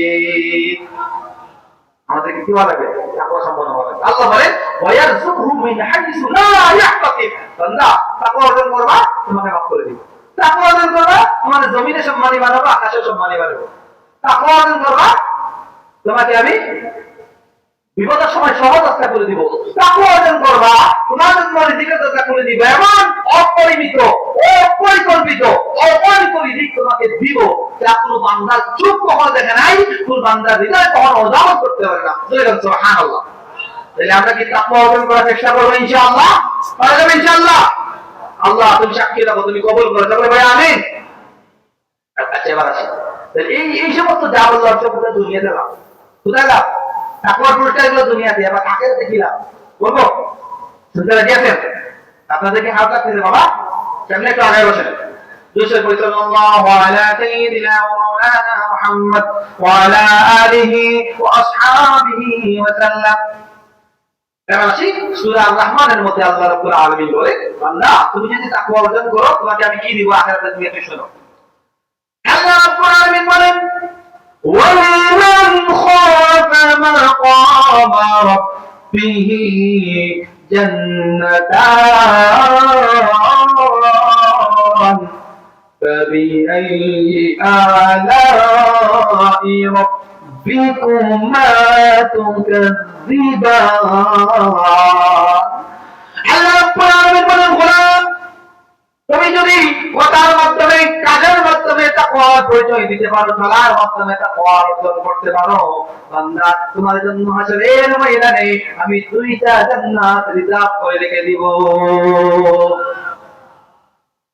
জান্নাতের মধ্যে বলেন, ওয়া আম্মা মান খাফা মাকামা রাব্বিহি ওয়া নাহান নাফসা আনিল হাওয়া فإن الجنة هي المأوى। আল্লাহ রাব্বুল আলামিন বলেন, যারা আল্লাহ রাব্বুল আলামিনের সামনে হাসরের ময়দানে দাঁড়ানোকে বলি করে এরা তাকওয়া অর্জন করে, আর তাকওয়া অর্জন করার মাধ্যমে এরা জান্নাতের আসল বাসিন্দা হয়ে যায়। সুবহানাল্লাহ। জান্নাতের মধ্যে বলেন, ওয়াইদা ফাআলু ফাহিশাতান আও যালামু আনফুসাহুম। বান্দা মুমিন ইমানদারেরা যখন ভুল করে ফেলে, গুনাহ করে ফেলে, হয় না এরকম, গুনাহ করে ফেলে, গালি দিয়ে দেয়, গুনাহ করে ফেলছে, খারাপ কাজ করে ফেলেছে, যখন তার মনে হয় যে যখন মনে হয় আমার রব একজন আছে, আমার রব সব দেখেন, আমার রব আমার কাছ থেকে হিসাব দিবে, হাসরের ময়দানে আমার শাস্তি দিবে, কবরের শাস্তি দিবে, এটা শোনার পরে আস্তাগফিরু লিযুনুবিহিম, এই গুনাহের জন্য অনুতপ্ত হৃদয়ে ভগ্ন হৃদয়ে আল্লাহর কাছে ক্ষমা চায়। আল্লাহ বলেন, আস্তাগফিরু লিযুনুবিহিম, বান্দা অনুতপ্ত হয়ে যখন গুনাহ করে আমার কাছে ক্ষমা চায়, ওয়ালাম ইয়াগফিরুয যুনুবা ইল্লাল্লাহ, ওই বান্দাকে ক্ষমা করলে ওয়ালা রব আমি ছাড়া আর কে আছে। ওয়ালাম ইয়াসিরু আলা মা ফাআলু ওয়া হুম ইয়ালামুন, মুমিন ইমানদার যখন তাওবা করবে, গুনাহ করার পরে তাওবা করবে, ওই বান্দা একই গুনাহ আর কখনোই দ্বিতীয়বার করবে না। সুবহানাল্লাহ। অন্য আয়াতের মধ্যে বলেন আলা বিযিকরিল্লাহি তাতমাইন্নুল কুলুব। আল্লাহর জিকির মুমিন ইমানদারের জন্য অন্তরের প্রশান্তির সবচেয়ে অন্যতম মাধ্যম। সুবহানাল্লাহ। তাহলে আমার আজকে আলোচনার মূল টপিক কি ছিল? তাকওয়া। কিভাবে তাকওয়া অর্জন করতে হয়? তাকওয়া অর্জন করা যায় রমজানে রোজা রাখার মাধ্যমে, তাকওয়া অর্জন হয় বেশি ইস্তেগফার করার মাধ্যমে, বেশি বেশি জিকির করার মাধ্যমে, হালকা মাহফিলে শরীক হওয়ার মাধ্যমে, ওয়াজ মাহফিলে বসার মাধ্যমে, বয়ান শোনার মাধ্যমে, বয়ান করার মাধ্যমে তাকওয়া অর্জন হয়। আল্লাহওয়ালা ব্যক্তির কাছে বসলে, আল্লাহওয়ালা ব্যক্তির সাথে উঠা বসা করলে এগুলা অর্জন হয়। আমরা যেন সেইভাবে তাকওয়া অর্জন করার চেষ্টা করি। তাকওয়ার এক নম্বর পুরস্কার, যে তাকওয়া অবলম্বন করবে আল্লাহ তাকে মাফ করবে। তবে চারটা মানে থাকলে আল্লাহ কখনোই রহমতের দৃষ্টি তার দিকে দিবে না। দুই নম্বর, আল্লাহ তাকে তাকওয়া যে অবলম্বন করবে আল্লাহ তাকে সম্মানী বানাবে দুনিয়াতে আখিরাতে। হযরত সাইয়েদনা হযরত বেলাল রাদিয়াল্লাহু আনহু মেরাজ, এই যে মেরাজের কাজ আছে, মেরাজের দোকানে আল্লাহ রাসূল আরশে আজিমে গেছেন। ওখানে গিয়ে শুনে একজন ব্যক্তির পায়ে চাপ শোনা যায়। বললেন ইয়া আখি জিবরাইল মানান্তা, ইয়ান্তা, ওই ব্যক্তিকে ইয়া পায়ের আওয়াজ এখান থেকে শোনা যায়, এখানে কি কেউ হাঁটতেছে? জিবরাইল আমিন বললেন ইয়া রাসূলুল্লাহ, এখানে আপনি আর আমি এরকম নাই। তাহলে কার আওয়াজ? বললেন আপনার একজন সাহাবী দুনিয়াতে হাঁটতেছে মসজিদে যাওয়ার জন্য, ওই আওয়াজ আরশে আজিম থেকে শোনা যায়। সুবহানাল্লাহ বিহামদিহি। রাসূল বললেন ইয়া আখি জিবরাইল, হে ভাই জিবরাইল, আমার বলো আমার কোন সাহাবী এত সৌভাগ্য অর্জন করেছে, কিসের মাধ্যমে? জিবরাইল উত্তর দিলেন ইয়া রাসূলুল্লাহ, আপনার একজন কালো সাহাবী আছে, সবার চেয়ে কালো, দেখতে এত বেশি কালো, একবার তাকাইলে দেখতে পাওয়া তাকে ইচ্ছা করে না, কিন্তু তার অন্তরটা ঈমানে ভরপুর, অন্তরটা তাকওয়ায় ভরপুর, অন্তরটা আপনার মহব্বতে ভরপুর। ইয়া রাসূলুল্লাহ, ইয়া হাবিবাল্লাহ, আপনার এই সাহাবী প্রত্যেকদিন ওযু করার পরে মসজিদে ঢুকে 2 রাকাত তাহিয়াতুল ওযুর নামাজ পড়ে। এই 2 রাকাত তাকওয়ার সাথে পড়ে, ঈমানের সাথে পড়ে, মহব্বতের সাথে পড়ে। আর এই 2 রাকাত তাহিয়াতুল ওযুর নামাজ তাকে তাকওয়ার চূড়ান্ত পর্যায়ে পৌঁছায় দিতে। যার কারণে দুনিয়াতে সে হাইটা হাইটা মসজিদে যায় আর স্বাধীন থেকে তার পায়ের আওয়াজ শোনা যায়। সুবহানাল্লাহ। তাকওয়া মানুষকে উন্নত পর্যায়ে চলে যায়, উন্নত পর্যায়ে পৌঁছে দেয়। তাকওয়া মানুষকে খাঁটি মানুষ বানায়, তাকওয়া মানুষকে মনুষ্যত্ব বোধের শিক্ষা দেয়, তাকওয়া মানুষকে পৃথিবীর জমিনে শ্রেষ্ঠ মানুষ হওয়ার সুযোগ করে দেয়। সব ক্ষেত্রে তাকওয়া। এবার আসি তাকওয়া 3 নম্বর পুরস্কার, যেটা বলছিলাম যে আল্লাহ কঠিন মুসিবতের সময় কি করে? সহজ রাস্তা ফেলে দেয়। একটা উদাহরণ দেয়, একজন গরিব মানুষ এখানে আমার কাছে আসছে, আচ্ছা বলছে হুজুর আমার ওয়াইফের ডেলিভারি ডেট দিতে, এটা সিধা করা লাগবে, আমার কাছে টাকা নাই। গরিব মানুষ রিক্সা চালায়, আমি নামাজ পড়ি, গাড়ি আছে, আমি নামাজ পড়ি, আল্লাহকে ডাকি, আল্লাহকে ভালোবাসি, আমার বিশ্বাস আমার আল্লাহ আমাকে দয়া করবে। আপনি আমাদের বলেন কোন আমল করলে আমার আল্লাহ আমার আগে দয়া করবে? আমি তার একটা আমল শিখিয়ে দিলাম যে তুমি প্রতিদিন ফজরের নামাজে পড়ে বলবা লা ইলাহা ইল্লা আনতা সুবহানাকা ইন্নী কুনতু মিনাজ জালিমিন। তাই বলবা, এটা বলবা যতক্ষণ পর্যন্ত মনে হবে না যে তোমার দোয়া আল্লাহ কবুল করবে, ততক্ষণ মাথা উঠাবে না। এটা বলে দিই। তার ওয়াইফ বলছেন আমল করার জন্য নর্থ ইস্টে নিয়ে আসছে, আর রোগী নিয়ে আসছে, ডাক্তার বলছে সিজার করা লাগবে, সে বলছে আমার টাকা নাই, বলছে সন্তান মারা যাবে, মেয়ে মারা যাবে, আমার টাকা নেই, সে কি করবে? আমাদের ফোন দিতে বললাম জাইনামাজ সাথে মিশে কয় না, বললাম এখানে যাই বড় রহমানের কাছে চাও, পৃথিবী যেমন কিছু নাই যে রহমানের দয়াতে তোমাকে আটকাতে পারবে। তুমি চাও, তুমি চাও, যত বললা রব আমি তোমার বান্দা, তুমি আমার রব, আমি তোমার গোলাম,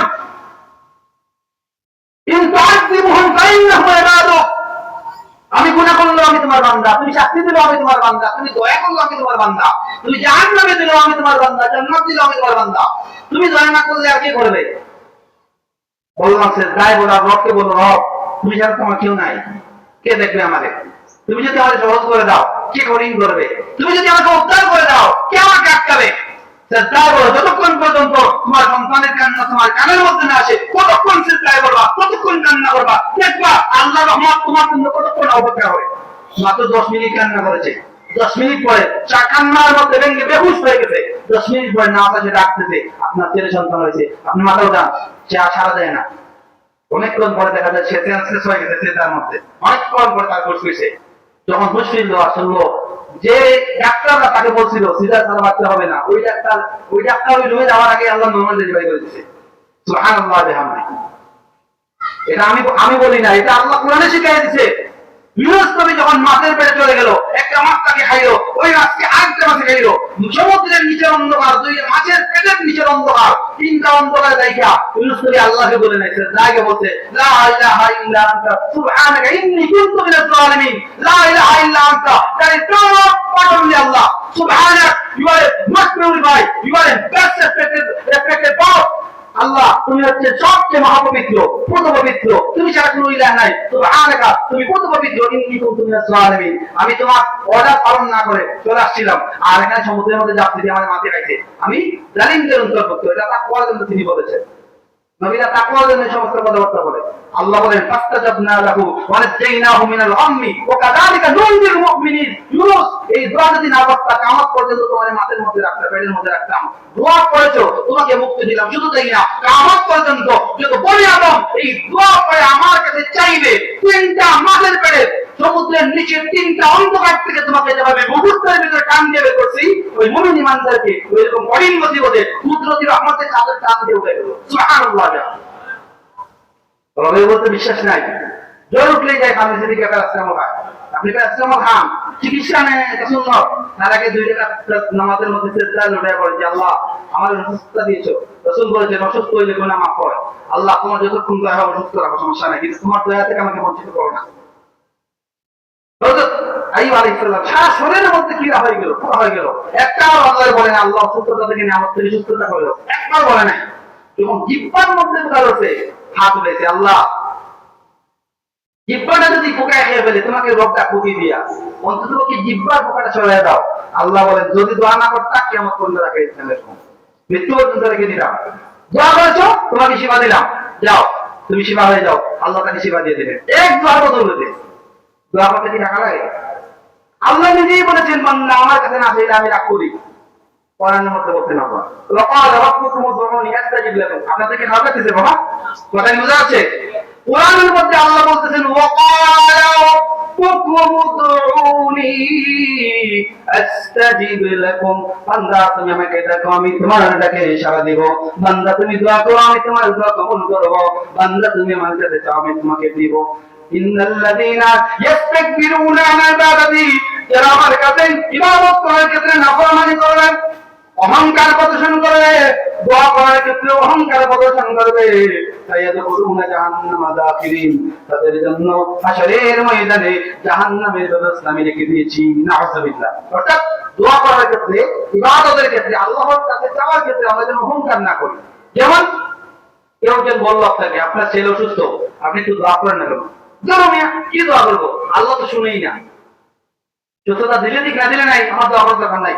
এই সমস্ত কথাবার্তা হচ্ছে অহংকার পূর্ণ কথাবার্তা। দোয়া আমাদের প্রত্যেকের লাগবে, কারণ আমার নবী বলেছেন কুল্লু বানি আদম খাত্তাউন, প্রত্যেক বনি আদম পাপী, পাপ করবেই করবে। এটা নফসের মধ্যে আল্লাহ দিয়ে দিয়েছে, করবেই করবে। ওয়াহাইরুম মাদি খাত্তাউন আত-তাওয়াবুন, এই পাপীদের মধ্য থেকে তারাই উত্তম যারা পাপ করার পরে আল্লাহর কাছে তওবা করে। সুবহানাল্লাহ। এবার আসি রাসূলুল্লাহর জামানায় কেউ যদি ভুল করতেন তারা কি করতেন? সাহাবায়ে কেরামের মধ্য থেকে কারো যদি স্মরণ হইতো বা মনে হইতো যে আমার গুনাহ হয়েছে, তারা সাথে সাথে রাসূলের দরবারে চলে যেত। যেমন ইয়া রাসূলুল্লাহ আপনি আমার তাওবা করে দেন, আপনি একটু সুপারিশ করেন, রহমতের হাত আল্লাহর কাছে বাড়ায় দেন, বলেন আল্লাহ যেন আমাদেরকে মাফ করে। সুবহানাল্লাহ। আল্লাহ রাব্বুল আলামিন এই সুন্দর সিস্টেমটাকে কোরআনের মধ্যে দিলেন, কারণ আল্লাহ জানতেন অদূর ভবিষ্যতে একজন মানুষ আসবে যারা হজে যান, অনেকেই গিয়েছেন, দেখবেন কিছু মানুষ আছে মক্কায় কাবা পাক করে হজ কমপ্লিট করার পর অনেক মানুষ মদিনায় যেতে যায়, রাস্তা থেকে ফিরে আসে, কই না হজ মক্কায় শেষ, মদিনায় যাওয়ার কোনো দরকার নেই, পাশে যাবে, এখানে টাকাগুলো হজ করে যাবেন, বেকার যাবে। এরকম কিছু বিনা টাকা চা করবেন আছে, যারা গেছেন তারা অবশ্যই জানেন বিষয়টা। আল্লাহ রাব্বুল আলামিন বলেন ওয়ালাউ আন্নাহুম ইয যালামু আনফুসাহুম جاءوك فاستغفروا الله واستغفروا لذنوبهم واستغفر لهم الذنوب। আল্লাহ রাব্বুল আলামিন বলেন তোমরা যখন গুনাহ করবে, পাপ করে ফেলবে, মনে করবে গুনাহ হয়ে গেছে, সাথে সাথে জাবুকা, কার জমির হচ্ছে মুহাম্মদুর রাসূলুল্লাহ, রাসূলুল্লাহ দরবারে চলে যাও। আস্তাগফিরুল্লাহ আস্তাগফিরু লিযুনুবিহিম, তুমি রাসূলের দরবারে গিয়ে তওবা করো। তওবা কি নিজে নিজে করলে হয় না? হয়। আল্লাহ রাসূলের কাছে যেতে কেন বললেন? কারণ রাসূল হচ্ছে মুমিনের ঈমান, ঈমানের কাছে গেলে ওটা কিবলা, ঈমানের কিবলা মদিনায়, হজের কিবলা মক্কা, ঈমানের কিবলা মদিনায়। এটা আমি ক্লাসে বলি। ঈমানদারের জন্য হজের কিবলা, হজের কাবা হচ্ছে কোথায়? মক্কায়। ঈমানের কাবা কোথায়? রাসূল আলামিন মদিনায় শুয়ে আছেন, রওজায়ে আকদাসে। আল্লাহ বলেন জাউকা, রাসূলের দরবারে যাও। আস্তাগফিরুল্লাহ ওয়াস্তাগফিরু লিযুনুবিহিম, তা হচ্ছে আপনি ওখানে গিয়ে কি করেন, আল্লাহর কাছে কি করেন, তাওবা করেন, তাওবা করেন এবং রাসূলুল্লাহ সাল্লাল্লাহু আলাইহি ওয়াসাল্লাম আপনিও তাদের জন্য সুপারিশকার হয়ে জামিন না হয়ে আল্লাহ তাআলার রহমতের হাত ধরে দেন। যখন তারা তাওবা করবে আপনি রাসূল তাদের জন্য সুপারিশ করবেন, তখন আপনি আল্লাহকে সবচেয়ে বেশি ক্ষমাশীল হিসাবে পেয়ে যাবেন। সুবহানাল্লাহ আলহামদুলিল্লাহ। এর তাফসীর হচ্ছে তখন আল্লাহ ডেফিনেটলি আপনার দোয়া কবুল করবেই করবে, এতে কোনো সন্দেহ নাই। সুবহানাল্লাহ। তাহলে এখন তো রাসূল নাই, রাসূল দুনিয়ার জমিন থেকে বিদায় নিয়েছেন। রাসূল হচ্ছেন হায়াতুন নবী, রাহমাতুল লিল আলামিন। রাসূল তো জীবিত নাই, তখন কি করবা? তার মানে হচ্ছে পদে গেল জিয়ারত গ্রহণ করবেন, ওখানে সালাম দেবেন, এটা আপনার জন্য দেওয়া হয়ে যাবে, হাদিয়া দেওয়া হয়ে যাবে। আমি আলোচনা করলাম, একটা টপিকে আলোচনা করেছি তাকওয়ার উপরে। জানি না আপনাদের কতটুকু ভালো লেগেছে। আমি আল্লাহর খুশির জন্য বলেছি, কার ভালো লাগলো কার খারাপ লাগলো এটা আর কোনো টাইম নেই। আমি টপিক ওয়াইজ আলোচনা করি। আমি একটা কলেজের লেকচারার, তো হচ্ছে আমি এভাবে আলোচনা করি। যখন টেলিভিশনে টক শো করি তখন সুদ আসলে সুদের উপরে কথা বলতে হয়, আর অন্য কোনো কথা বলার সুযোগ নেই। আমি এভাবেই আলোচনা করি, অনেকটা ভালো লাগে না। কারণ হচ্ছে ওই বাইরে থেকে যে যখন বক্তা আসে, কিছু চিন্তার ভিতরে কিছু আলু, কিছু মসুর ডাল, কিছু চানার ডাল, কিছু মাংসের টুকরা সব দিয়া কিছু গাঁঠন গায়ে একটু জুস আসে, অনেকে জোয়ান গায়ে তারা পছন্দ করে। ওগুলো আমি করি না। কেন করি না? আল্লাহর কাছে হিসাব দেওয়া লাগবে। ইলমের একটা জিম্মাদারি আছে। আল্লাহ ইলম দিয়েছে, এই একটা আয়াতের তাফসীর করলে চলে যায়। আমি ওগুলো বলার টাইম আছে? আমার যা আছে তো হচ্ছে আমার টাইম ঠিক চলে আসছে। শেষ কথা যেটা, জীবনে যখন চলবো, চলার পথে তাকওয়া অবলম্বন করার চেষ্টা করবো। জমিনের মধ্যে জুড়ে জুড়ে পা ফেলবো না। আল্লাহ বলেছেন ওয়ালা তুসাইহাদ্দাকাল ইন্নাতি ওয়ালা তামশি ফিল আরদি মারহা। জমিনের মধ্যে উঁচু স্বরে কথা বলবা না, উঁচু স্বরে আওয়াজ ফেলে গাম্ভীর্যতার সাথে চলবা না। কেন? ইন্নাকা লাম তাখরিকাল আরদা, তুমি পা দিয়ে আঘাত করে জমিনকে দ্বিখণ্ডিত করতে পারবা না। ওয়ালাম তাবলুগাল জিবালা তুলা, অহংকারে তুমি বড় হতে পারো, পাহাড়ের চেয়ে উঁচু হতে পারবা না। সুতরাং পা দিয়ে আঘাত করে জমিনকে ভাঙতে পারো না, পাহাড়ের চেয়ে উঁচু হতে পারো না, মৃত্যু থেকে তুমি ফিরতে পারো না, তাই অহংকার করার সুযোগ তুমি বান্দার নাই। অহংকার আল কিবরিয়া উল দাই ওয়াল আজমাতু ইজারি মান নাযা আননি আদখালতুন নারুল আবালি। হাদিসে কুদসির মধ্যে আল্লাহ বলেন অহংকার তোমার রবের রহমতের চাদর, এবং গর্ব হচ্ছে তোমার রব আল্লাহর লঙ্গি স্বরূপ। এটা উদাহরণ দিনে এগুলোকে নাই করবা, আর কুদরতি চাদর দিতে তুমি চলে করে সারকার হয়ে যাবে। তখন তুমি নবী মুসা না। নবী মুসা তুর পাহাড় চলে গেছিল, নবী মুসা বেঁচে গেছিলেন আল্লাহর দয়ার কারণে। কিন্তু অহংকার করলে কেউ আল্লাহর দয়া পাবে না। সমাজে হাজিরি, এই জন্য আমরা তাকওয়া অবলম্বন করবো, তাকওয়ার পথে চলার চেষ্টা করবো, এবং তাকওয়া অর্জন করলে আল্লাহ আমাদেরকে কিছু পুরস্কার দিবেন। যেমন হাদিসে রাসূল বলেন ওয়াইন্না তাকওয়াল্লাহ তুওয়াক্কি মাক্কা, তাকওয়া অবলম্বন করবেন আল্লাহ শাস্তি থেকে বাঁচবেন। ওয়া তুওয়াক্কি উকুবাতা, আল্লাহর অসন্তুষ্টি থেকে বাঁচবেন। ওয়া তুওয়াক্কি সাখাতা, আল্লাহর ক্রোধ থেকে বাঁচবেন। ওয়াইন্না তাকওয়াল্লাহ, তাকওয়া অর্জন করবেন তুবাইয়িদুল ওয়াজহা, আপনার চেহারাকে আল্লাহ নুরানি করে দিবেন, মেক্স প্রাণে আর প্রাণে ক্রিম লাগবে না। ওয়া তুরদির রাব্বা, তাকওয়া অবলম্বন করবেন আল্লাহ খুশি হয়ে যাবে। আল্লাহ খুশি হওয়া মানে হচ্ছে ফাদখুলি ফি ইবাদি ওয়া দুখুলি জান্নাতি, জান্নাতে সার্টিফিকেট পেয়ে যাও। সুবহানাল্লাহ। আল্লাহ খুশি হওয়া যাওয়া, আল্লাহ খুশি হয়ে যাওয়া মানে হচ্ছে দুনিয়ার সব রাস্তা আপনার জন্য খুলে যাওয়া। আল্লাহ খুশি হওয়া মানে হচ্ছে দুনিয়ার জমিনে কারো কাছে হাত তোলা লাগবে না। আল্লাহ খুশি হওয়া মানে হচ্ছে আল্লাহ রহমতের দরজা আপনার জন্য খুলে দেয়। সুবহানাল্লাহ। ওয়াতার বাউদার যা তাকওয়া অবলম্বন করবেন, দুনিয়াতে আখিরাতে আল্লাহ আপনার সম্মানকে বুলন্দ করে সমুন্নত করে দিবেন, আকাশচুম্বী করে দিবেন। এটা অন্য কাউকে আল্লাহ দিবেন না। আল্লাহ আমাদেরকে, আমাকে, আপনাদেরকে সবাইকে তাকওয়ার উপর অটল থেকে, তাকওয়ার উপরে জীবনটাকে বর্ণন করে, তাকওয়ার উপরে আমিত্ব অটল থেকে, তাকওয়ার উপরে থেকে ঈমানের সাথে মৃত্যুবরণ করার তৌফিক দান করুন।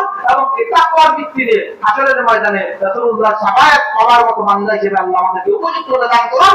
এবং এই তাকওয়ার কারণে হাসরের ময়দানে আল্লাহর আযাব থেকে আমাদেরকে আল্লাহ নাজাত করতে বান্দাদের কাতারে শামিল করুন। আমরা সকলেই বলি আমিন। ওয়া আখিরু দাওয়ানা আলহামদুলিল্লাহি রাব্বিল আলামিন। শেষ কথা হচ্ছে, আমার কথাটা একটু কষ্ট পেলে আমাকে ক্ষমা সুন্দর দৃষ্টিতে দেখবে। জানি না আর কখন আসবো কিনা, এদিকে আসা হয় না তেমন একটা। যদি অন্যদিন আসি লম্বা করে আলোচনা হবে ইনশাআল্লাহ। আমার জন্য আপনারা দোয়া করবেন। সাল্লাল্লাহু আলা সাইয়্যিদিনা ওয়া মাওলানা মুহাম্মদ ওয়া আলা আলিহি ওয়া আসহাবিহি ওয়াসাল্লাম। আল্লাহ প্রত্যেকটা বাচ্চা একসাথে আমার আল্লাহ আজকে মাফিয়ে দান করেছে, এর খাতিরে তার বাবা মাকে মাফ করে দাও, হায়াতে তৈয়বা করে দাও। ওই বাচ্চাটাকে হযরত ওমরের মতো ঈমানের অধিকারী বানায় দাও। সকলে বলি আমিন। আস্তাগফিরুল্লাহ রাব্বি মিন কুল্লি যামবি ওয়া আতুবু ইলাইহি ولا حول ولا قوة إلا بالله العلي العظيم. لا إله إلا الله محمد رسول الله صلى الله عليه وسلم. الحمد لله، الحمد لله رب العالمين، والصلاة والسلام على رسوله الكريم.